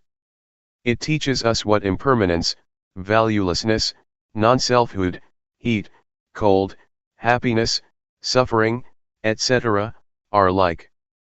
This is wisdom. One understands all things. Nama, or the affairs of the mind, are the same. When one sees rupa, one will inevitably see nama. One sees that they are a pair, they are both movements in a person who is not dead. These movements, especially thoughts, can be poisonous and dangerous, if we don't know and understand them. Then it becomes a big deal. But the bottom line is that, it is all just nama dhamma, mental phenomena. Someone who is still alive tends to think. And thought is not anything mighty. But in particular, unintentional thoughts make up a long story if we are not aware. It is the birthplace of many, many things. Defilements, craving, lust, anger, desire, delusion, love, hate, and so on. All these things are rooted in thought. There are two kinds of thought, stealthy thought and intentional thought. Intentional thoughts, naturally, come to an end. Nobody wants to intentionally think. But the sneaky thoughts are like rubbish. They are sankhara, conditions, formations, they are the cause of suffering, samudaya. These thoughts arise by themselves, without us having intention. Mental conditions work very diligently. The Buddha compared them with a potter. Things that arise from sneak thoughts, are like the shapes and forms that a potter produces. Whatever pots and things the potter makes, big or small, beautiful or ugly, they all have to break, eventually. Whatever arises from thought is not permanent, and is not self. We are the ones who lose ourselves in them. For example, a thought arises and we get angry. Anger is impermanent. It is a condition, it is a cause for suffering to arise. Whatever is a condition is impermanent. One can foretell it, that the condition will pass away. Face conditions with this fact. In this way, they won't establish themselves. It means that we know in time. It is like watching a conjurer. If we have sharp eyes and know what's going on, we don't believe his tricks and it is not fun. The more he performs, the clearer we see what he's doing. We see the deception. What is happening in our minds is just the same, we see what happens clearly. We see the trickery, maya, of rupa nama, of objective matter and all kinds of changing conditions. We realize this. We don't go along with it. And so it stops. We are free now. This really is topmost wisdom. The method of developing awareness by making use of movements is a shortcut, it is straight and suitable for everyone. It is a universal principle. Everybody has the same problem. As soon as we can catch the feeling of awareness, we all become one being. For example, if we are aware while sitting here, then we all are one person. The feeling of awareness is exactly the same for everyone. But when we are deluded, we are different people with different states of mind, feelings, thoughts, and so on. At one time, I went to teach meditation at Harvard University in the States. There were many students there. I didn't teach anything much, I just told them to do the rhythmic meditation for 10 minutes, so that they would know the sensations of bodily movements. When they stopped, I asked, "Just now, where were you?" Many of them answered that they were with awareness. When we are with awareness, we are one, we are the same. This is something that is possible. We are then beyond sex, nationality, and language. Among the people who were practicing, there were Chinese, Thais, Cambodians, and many other nationalities. They were all very clever students. This is one of the most famous universities in the world.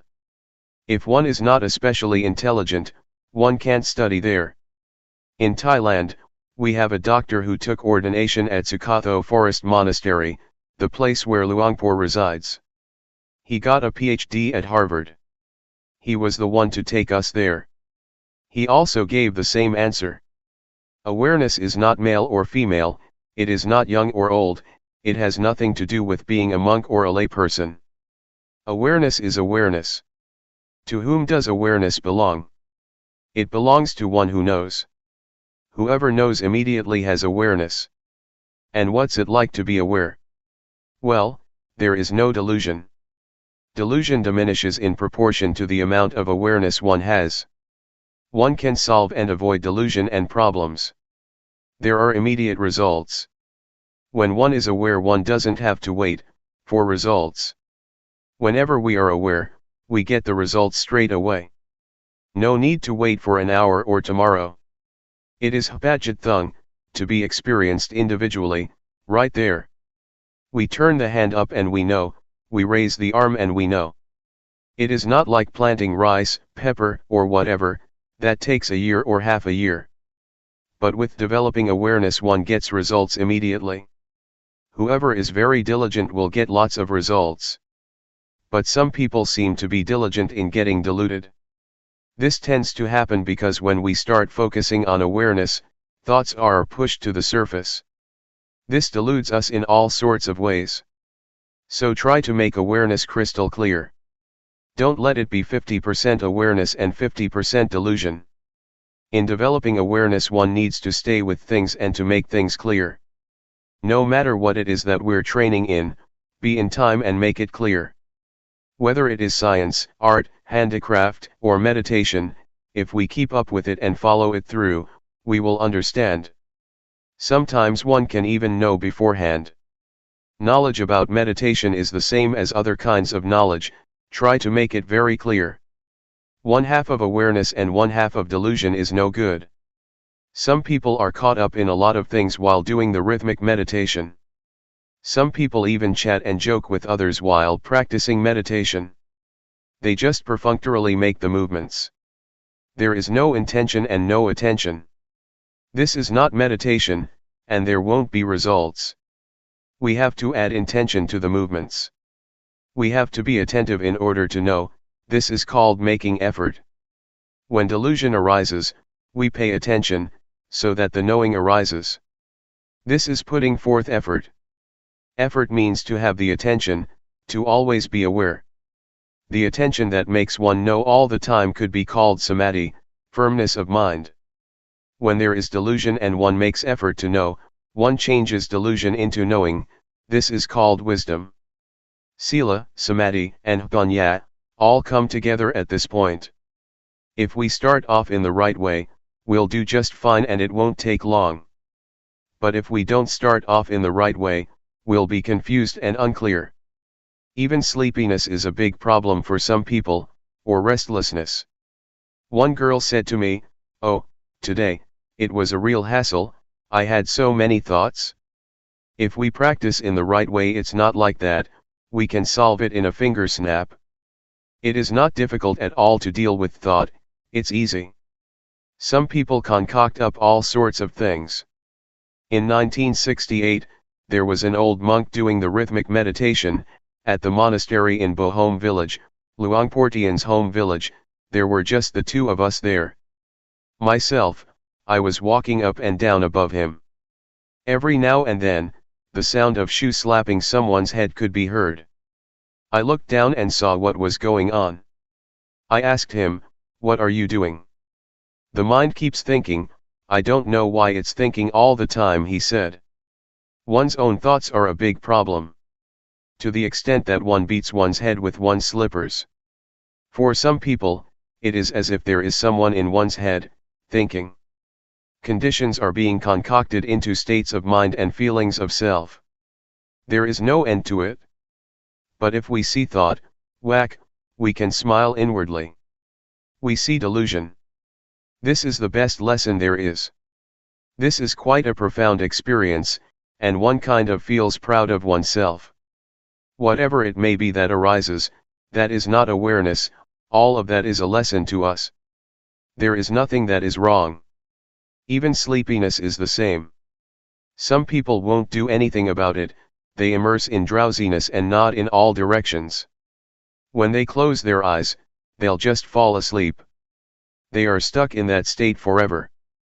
But when we take a good look at sleepiness, there is nothing difficult about it. It really can be solved and overcome. Then there is no more problem.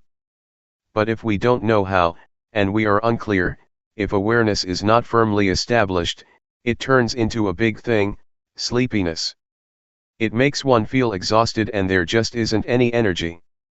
Sometimes in addition tension and headaches arise. We should try to wake ourselves up. If there is not a sense of being awake, then use different postures and look around you, look at the trees, take a deep breath and make awareness clear. Then, it is not a big thing. It is refreshing to see sleepiness. When one is caught up in sleepiness, one is lazy, it's the lazy mind that can only think of sleep. Laziness shrouds the mind. It's the stubborn mind, just like a kid that is stubborn. Whatever you tell it to do, it won't do it, it's just stubborn. If we understand this, we are clever and nothing can fool us. Thoughts can't fool us. In this way things become easier. In our entire life, there are only just two things, knowing and delusion. Just these two things. This is the conclusion, knowing and delusion. The cause for sleepiness, defilement, greed, hatred, craving, lust, worry, happiness, suffering, etc., is delusion. Delusion is the cause.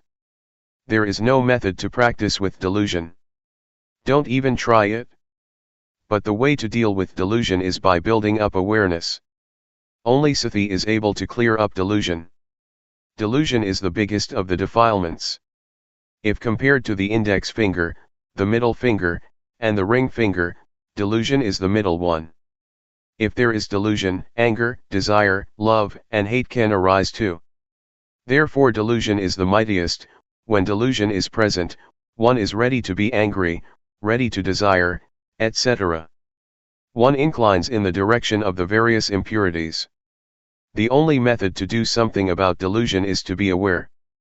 It is very easy. It is the path. One sees and discovers the path. The method of developing awareness by making use of movements is applicable to everyone, regardless of sex, age, nationality, and language. It is a universal principle. Whoever tries it out won't be able to deny it. Nobody can deny it because it is a true principle. We have Luangpor Teean as our example, as our model. His life was exclusively devoted to the development and practice of awareness. I'd tried out several methods when I found out about this one. I was very satisfied with it.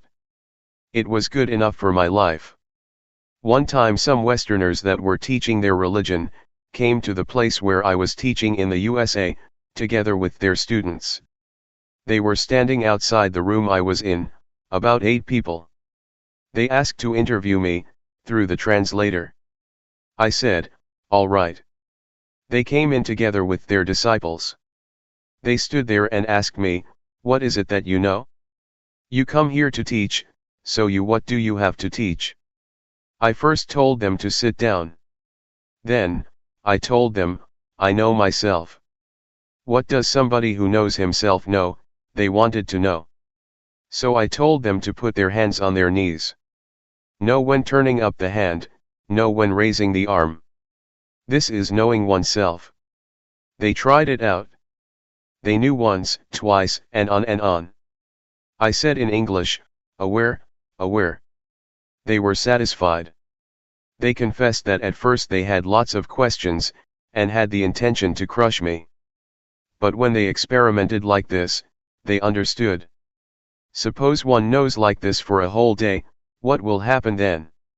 Or 1 month? Do you want to find out? This is what I know, other things I don't know about. You Westerners are able to go to the moon, but that kind of wisdom is worldly wisdom, it is not enlightened wisdom. Enlightened wisdom is to know in this way. They said they would try it out.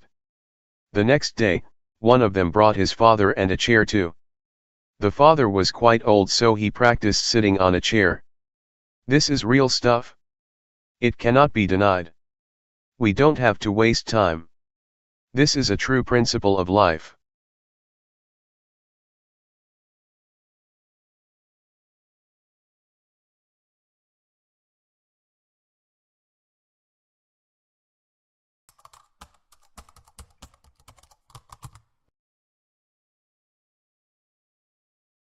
May all beings be at ease.